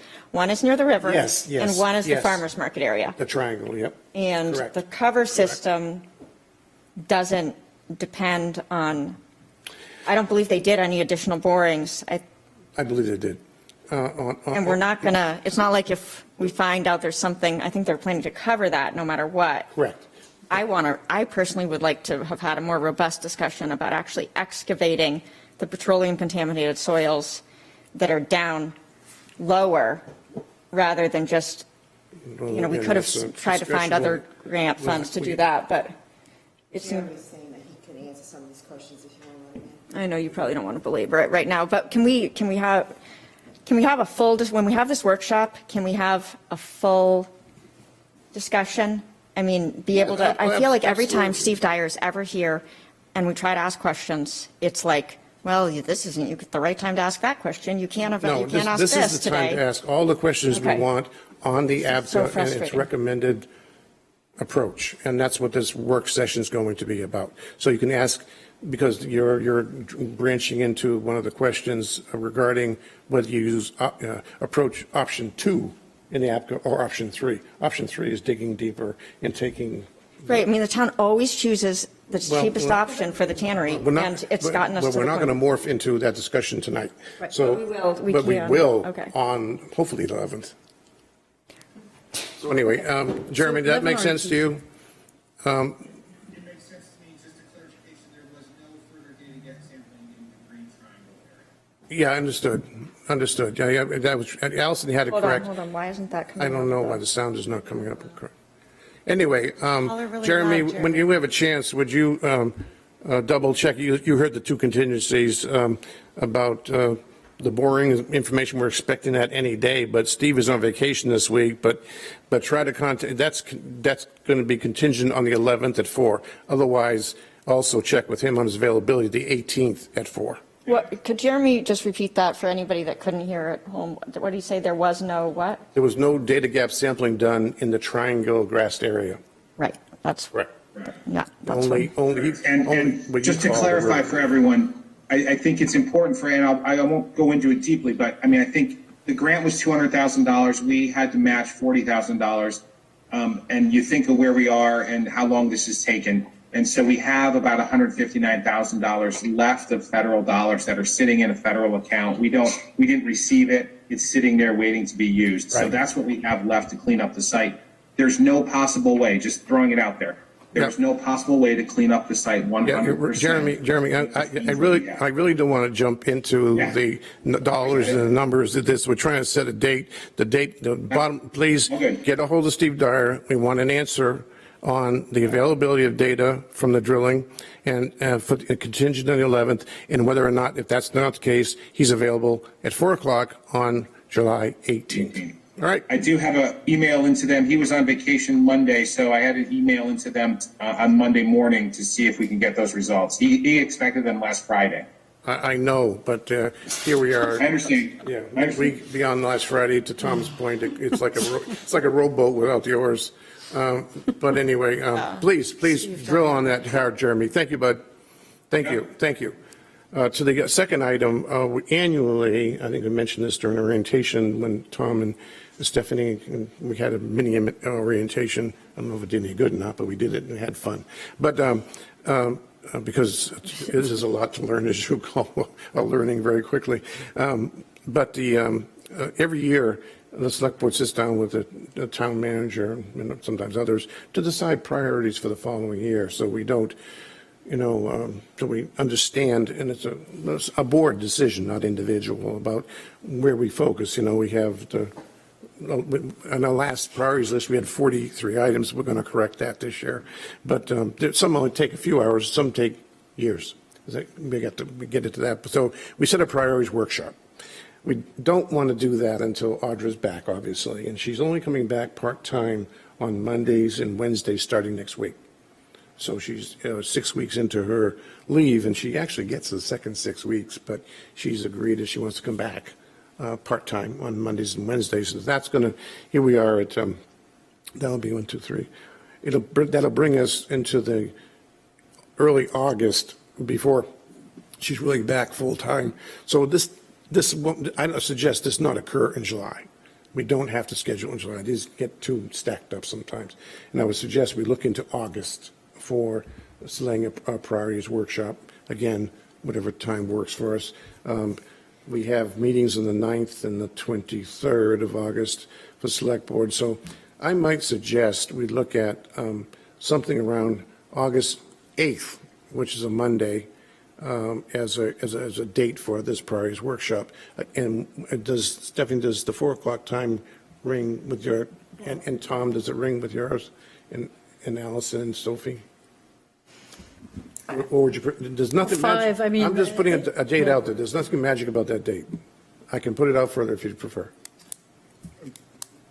As far as I know, August 8th at 4 p.m. is fine. Okay. 5 work as well? Yes. Just so we have a, Allison, 5? You Yeah. prefer 4 or 5? I can be flexible with the other preferences. Thinking of Audra and a new baby. It's a late night for her. Whoever's watching that baby. Would prefer whatever, when we do, we can push it out if you want, in date-wise, but I'd rather do it earlier in the day than later in the day, if we can. I agree. Okay, 4 Sophie? p.m. No, it's fine. No, I was trying to accommodate All right. Stephanie. That'll be the tentative date, subject to change if anything happens. But Okay, so I 4 wanna get p.m. on the 8th. That's correct, August 8th. The last, and by the way, there's maybe another in a second, but the last item. Sorry, I'm we're planning 2 hours for the priorities workshop, right? I would say an hour and a half, 2 hours. Okay. Thank you, Yes. Sophie. I like that. Yes, absolutely. All workshops should be. Is that like the limit, or is that the at least? Workshops should be in the order of an hour and a half, frankly, but after that, The again. priorities last year, I Well, remember it clearly, and it didn't go an hour and a half, so. Also, it probably wasn't long enough in a lot of ways, because we were like, You had Get 43 it done. items. right, we probably should have whittled that down. Like, sometimes it takes longer to actually whittle things down than it does to come up with a long Absolutely list. does. It absolutely does. Should have probably stayed to whittle it down. Yeah, I think you're absolutely right. Next. Last item on the agenda is a discussion item. Basically, we all know there was a moratorium that was approved by the voters in the June ballot. Well, that moratorium for the piers and floats in the harbor area is actually, it goes back to March, late March date. 15. 15. 15. So March 15. So here we are, June, July, August, March, April, May, June, July. We're almost 4 months into that 6-month moratorium. So, but that's a side element. Basically, what this item is about is discussion about how we want to proceed with tasking and how to task any entity, Harbor Committee, Planning Board, XYZ, whatever it might be, to start the process of the evaluation that the board wants to see. And by the way, I think Stephanie and Tom probably know this, but a lot of this started with the fact that our current documentation suggests a process that we don't follow. We haven't followed historically. But it's a process that we are not clear on, basically. It's not clear. But if I may interject, first of all, there was a Harbor Committee meeting this morning, and they really are looking forward to the Select Board giving them information and tasking them with precise work to do on the moratorium. So I told them I would bring it back to the Select Board. I also happened to have a conversation this afternoon with Jeremy as I was in the building, and he suggested a process for at least the Harbor Committee that they should sit down and go through the checklist of the moratorium, basically, because there are different items that need to be addressed. So that's kind of the starting point. At least for the Harbor Committee. I don't know for the Planning Committee or any other committee because I don't sit on them. But for the Harbor Committee, going through the moratorium itself and identifying, the areas where the Harbor Committee wants to make recommendation, probably. for clarification. For clarification. Of the process. Yeah. That's a logical start for the Harbor Committee. There's now, the other part of this is the complication of the criterion, for example, that's in the planning right now, that the planning board reviews on these applications, and somewhere along the way, I guess I came full circle around today thinking that it may be necessary, I hate to say it, to have a mini workshop on just what criterion the board really wants the groups to look at. So Could be. the town committees have extensively evaluated this in the past, and both the Planning Board and the Harbor Committee back in, I believe it was 2015, unanimously recommended to the Select Board at the time that there not be any more private piers allowed in the Outer Harbor. At the time, the Select Board voted 3-2 not to put this out to voters. And I think that was a really big injustice, because if there are certain things that are really just best, it's not that complicated. Do you want more of these private piers in the harbor or not? Do you want more in the coastal harbor? Do you want more in the outer harbor? People can decide that, and not putting it out to voters was a big mistake. So, in my opinion, I think that before we task committees with spending all of this time digging into the details of, should the piers be 12 feet above sea level? Should they be this? Should they be that? What are the criteria? What's the perfect process? That it would be best to ask voters, do you want to, just like the Planning Board and the Harbor Committee unanimously recommended years ago, to ask voters, do you want to ban piers, prohibit new piers in the Outer Harbor? We could break it down into categories, because the moratorium lumped the coastal harbor and the Outer Harbor together. So we could have 2 different questions in November that said, do you want to prohibit new piers in the Outer Harbor, private piers in the Outer Harbor and in the coastal harbor? And depending on what people say, then we know, before we have our committees spend all this time coming up with details about what kind of perfect process do you want for new piers, does the community want this at all? I just There's would a rather. application. We can't. So right now, the moratorium prevents us from looking at any peer application, right? Right. Yeah, as it should. Does it prevent applications that were submitted before the vote? Or is it just any new applications? March 15th. Yes. Okay, anything, okay, so if didn't you want got it your to application trigger- in before March 15th, those will still be considered, okay. Yeah, and there was only one that we. One application out there that's floating Right. and on hold because of the moratorium. It was submitted after March 15th. Yeah. Yeah, 1 second, Jeremy. I really want to get into this process and not, I feel that I don't have any problem asking voters, but do you think can we make it simple enough so you understand what we're asking? It's so simple. The piers there's nothing more physical and tangible and understandable than a pier in the harbor. And it's something that it's very simple. Do you want to let more people build these things or not? That's why there was a really rigorous review done years ago by the planning board and the harbor committee, and they came to the conclusion that because private piers are so used by such a small group of people, they have such a big impact on the shared intertidal space, but have a benefit to only one property owner, that any additional piers built should be reserved for public use or possibly commercial use that is, has a more people are using them. But these private residential piers have a major impact. And every time that people have a chance to speak about this, they say, I wish we would ban them too, but since we're allowing them, then I think this one complies with the ordinance. And it's something we should ask. The moratorium passed by a lot with nobody out there saying we shouldn't do this. I think it's one of those issues that people are really.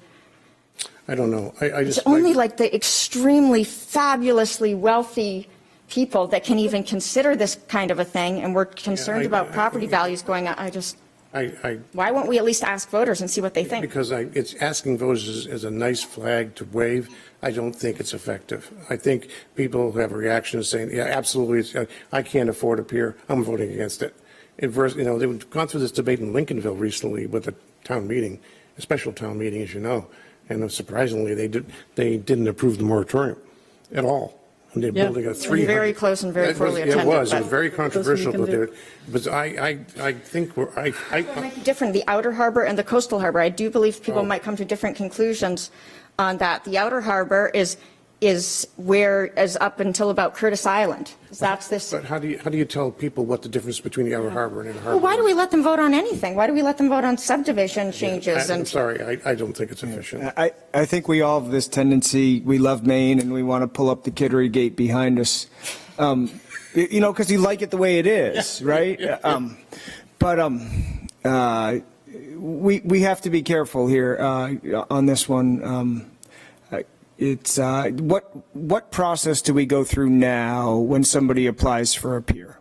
I think that's our starting point. And if we have a very thorough process for somebody applying for a pier, why don't you give them the answer to Tom's question? We need it's a okay, workshop Tom. on this. I think we do. That's what I'm going to jump onto. Jeremy, just quickly, the process that we're currently following is. Yeah, the process, Tom. Piers. I will say just quickly to add that this moratorium affects more than piers. It also affects floats and docks because that's how it was written. So I understand Allison's point focusing on piers, but the way the moratorium was drafted, it applies to floats and docks. So it's just not piers. But if someone was applying for a pier, they would submit an application to the Harbor Committee, and there are standards in the Harbor and Waterways Ordinance that get reviewed by the Harbor Committee. There is also a process, and there is some vague language on process on what comes first, the select board review or the planning board. I know Allison disagrees with this, but I've had this discussion with Bill Kelly. The ultimate arbiter in this who issues the final permit is the select board. So that's the ultimate permit authority on issuance of a permit for a pier. So you wouldn't think that ultimate final permit and approval comes from the select board before it comes from the planning board. You would think it goes to that process, and that's the town attorney and I have reviewed this. So Tom, what happens is it gets reviewed by the Harbor Committee under certain standards. It gets reviewed by the Planning Board under the same standards, and also standards that are in the shoreline zoning ordinance. So there's like 2 reviews that happen by the Planning Board. And then it also gets reviewed by the Select Board, and they review it under the standards that the Harbor Committee reviews it under. There's 3 reviews that happen. For the most part, the same standards. The Planning Board has a little more robust review. We have, and that's been, the process has been in place for decades, as I understand. I've only been with the town for about 5 years. We have had 2 since March 15th. There were in 2 recent, recent submittal on Harbor Road that was submitted and approved by the Select Board. Jeremy, I don't want to get into what's in the queue. Okay. What I'm hearing is, and what I thought earlier today, what we probably need is a simple chart that shows the Select Board what the process is, what we've used Okay, we today. can draft that. That's we can very develop easy that, to and do. we can bring that to a workshop, a mini. It doesn't have to be very long, so everybody understands what the process is, where the confusions lie, and then we can decide whether or not we decide to go to collectively a board. I think that's a good idea. I think it's also important to, within these standards, which it's hard to understand unless you read them all, and you have boots on the ground and see where all the existing piers are. I think the Harbor Committee in their discussion today, when you look at the outer harbor, it appears maybe there would be one more pier allowed in the outer harbor. Right. So I think it's important to also, that's why reviewing these standards is important. We may not even be impacted by any new piers in the outer harbor other than one that was recently approved. But this is open for discussion, and I think, Bob, it's important to keep in mind this is not just piers, it's floats and docks. So I think charging a committee or someone to do something with at least parting out those issues, because piers are very different. Piers are fixed structures that are attached to the land. Floats have a ramp that go down to a float that's moored. Very different than a fixed structure. I think, by the way, I asked the board, I would think we might want the Harbor Committee representative there, and maybe even the Planning Board representative at the same workshop. Yep, absolutely. So they can go over and make sure but it's most important to have the foundation of how we do it now laid out simply on a piece of paper. And really quickly, It's in just an to ordinance. It's written in an summarize the ordinance. process on, remember, like Bob, you said, we're 120 days almost into a 160-day moratorium or 180-day moratorium. 80-day, yep. So we have the ability, but the statute on moratorium says that you have to reasonably be, I think, reasonable progress being made to alleviate the problems that were identified in the moratorium. Understood. So if we can't get there in the next 60 days, the process would be 180 more. would be the Select Board could hold a hearing and have a 1-week notice that a public hearing is in place to extend Understood. the moratorium for another 180 days. You could do that multiple periods of 180 days if you. Right, but it has to be 180 days. It can't be less. Okay, we understand that, but I think, the more I think about the questions about ballot, and it's a little more extensive than I can certainly answer at this point in time without having a little more flesh, and especially, I get confused by the process. To tell you what I read in the ordinance in the Harbor Committee, the Harbor Just don't Ordinance. do what it says in the ordinance. I know, that's my problem. I see what it says, and yet we do something differently. And then we can decide what, if anything, we want whomever to do what to whom, including the possibility of November kind of things. But like you just said, you start banning the outer harbor to an election, and there's only one possible. Again, it's a pier, different from a ramp or a float. That's what they said back in 2015. They thought there were only, they identified only 4 more places, yet 4 have already gone in. That people have ever expanding ideas of how long they can, people have more money and they can do more, so. Should we try to get a date for this workshop, Bob, or you want? We got to do something because we're We've got to make reasonable progress. 120 days in this thing, we haven't done anything. I know, so we need to look at this in probably. It was just approved then. Let's see what. No, it doesn't. It gets Right, but it was retroactive to March. right. It's re- Relative to March. But Right. you're acting like we just haven't done anything. It's, I mean, Well, we haven't just organized voted on around it. So let's look towards the end of July. Well, that's not the end, but either the week, late in the week of the 18th or the 25th of July. Okay. The sooner the better. I'm trying not to stack these things up on us because they can really wear you down after a Especially while. not in August. And this is summer, and I know everybody's busy and blah, blah, but I would propose maybe thinking we might have to do it a little earlier in the day on the Friday the 22nd, or earlier in the day if possible. How does that feel, Stephanie? You're the one that's got one of the ones. Like around 2. And you use Tom, Allison, Stephanie. The planning committee and all of those people would be able to do that? Jeremy would have to find that out. I'm sure they can.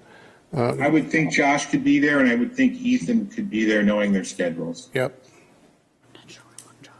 So I even forgot what I said already. 7:22. 2 p.m. 2 p.m. Stephanie, a little bit later. All right, that's what we'll do. Jeremy, will you get a hold of the two candidates? But more importantly, we need something that's for those of I will us. draft something. I am on vacation on the 22nd, but I will draft something, Bob, and have a lot of material for you. Well, I think whatever you draft in terms of the current process should get to the select board Correct. well before that meeting. Yeah. So And they I'll have a have chance maps to that will chew show you what the outer harbor is as well, and what the coastal harbor is. Yeah. And address floats and docks. Yeah. Do we need Jeremy there? I think I would think it'd be important that he is there. yeah, I think we should avoid your vacation. What day are you around that week, Jeremy?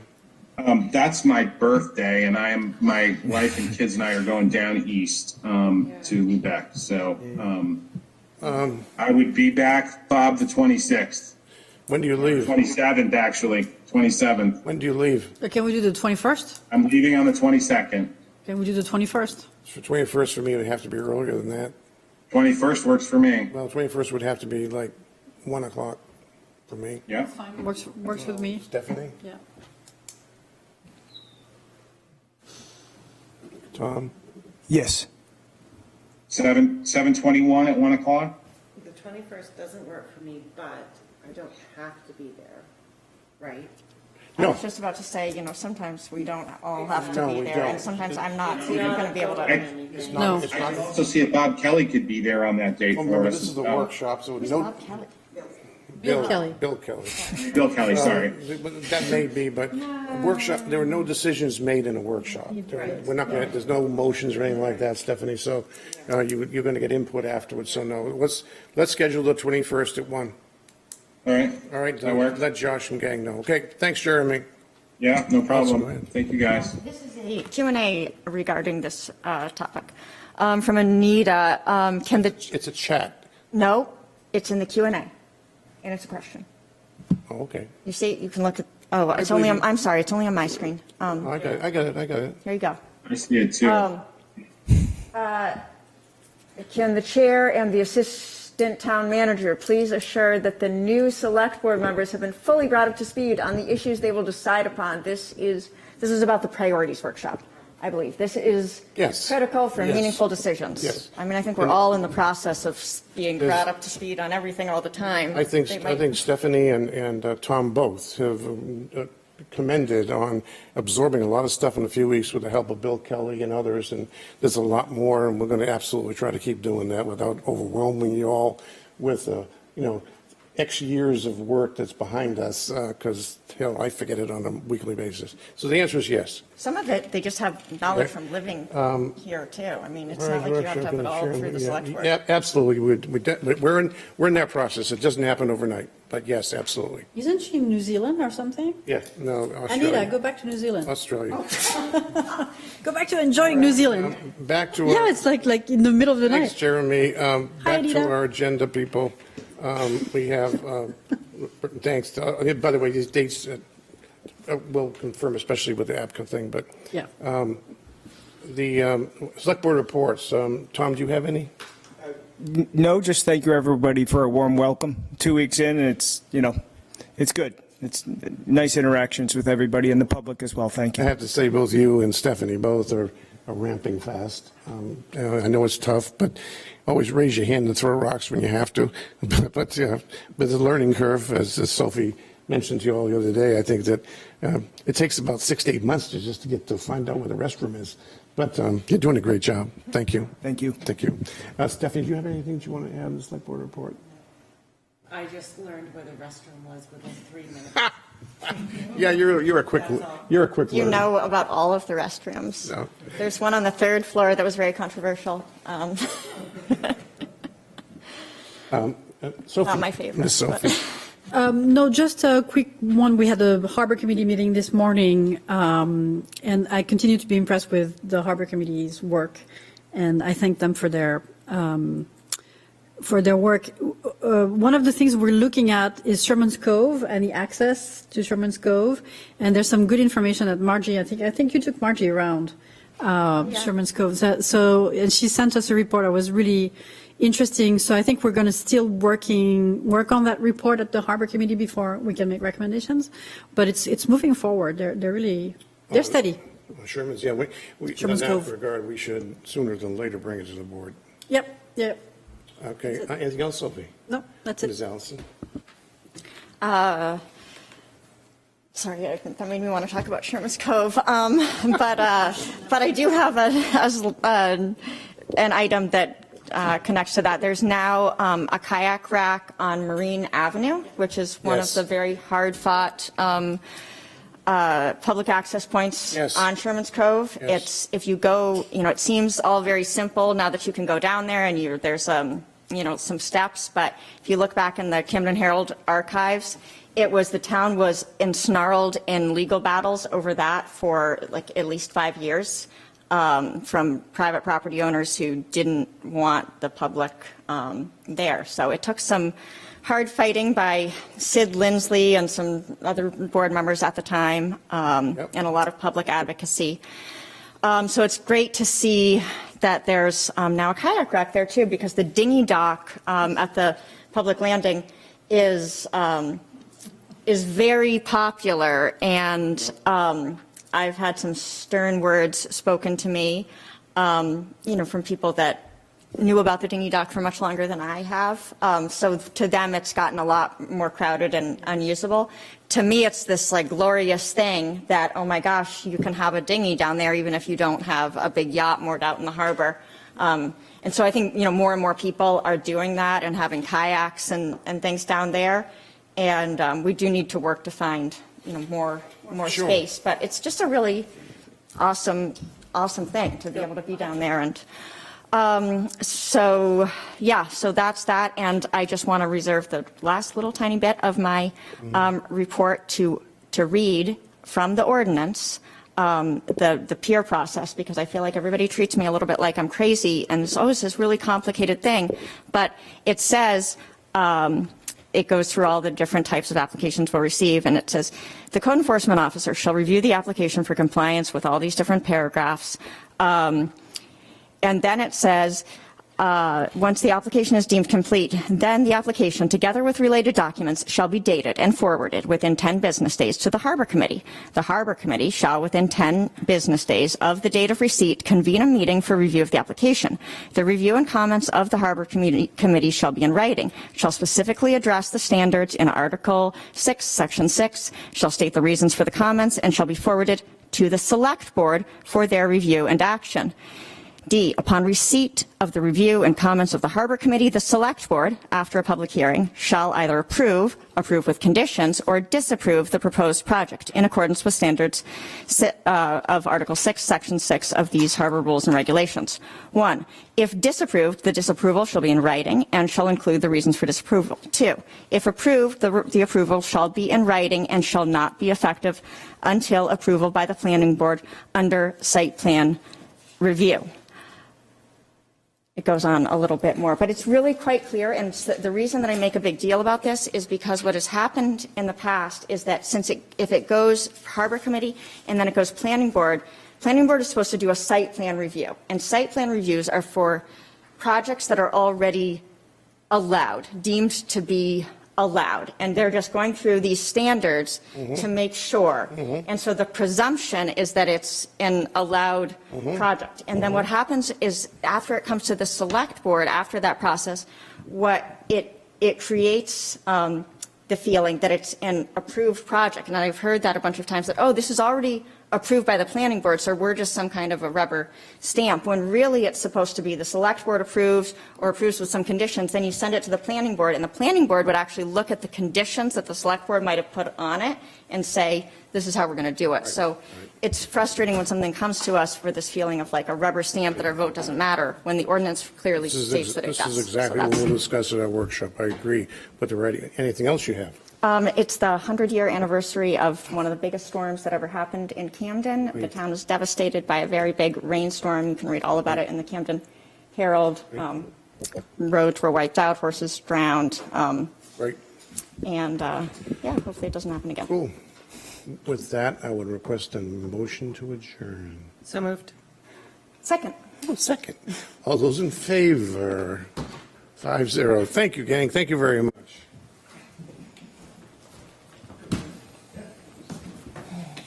I love Denise Pukas always writes me when we talk about piers, and we don't always agree on the dam, but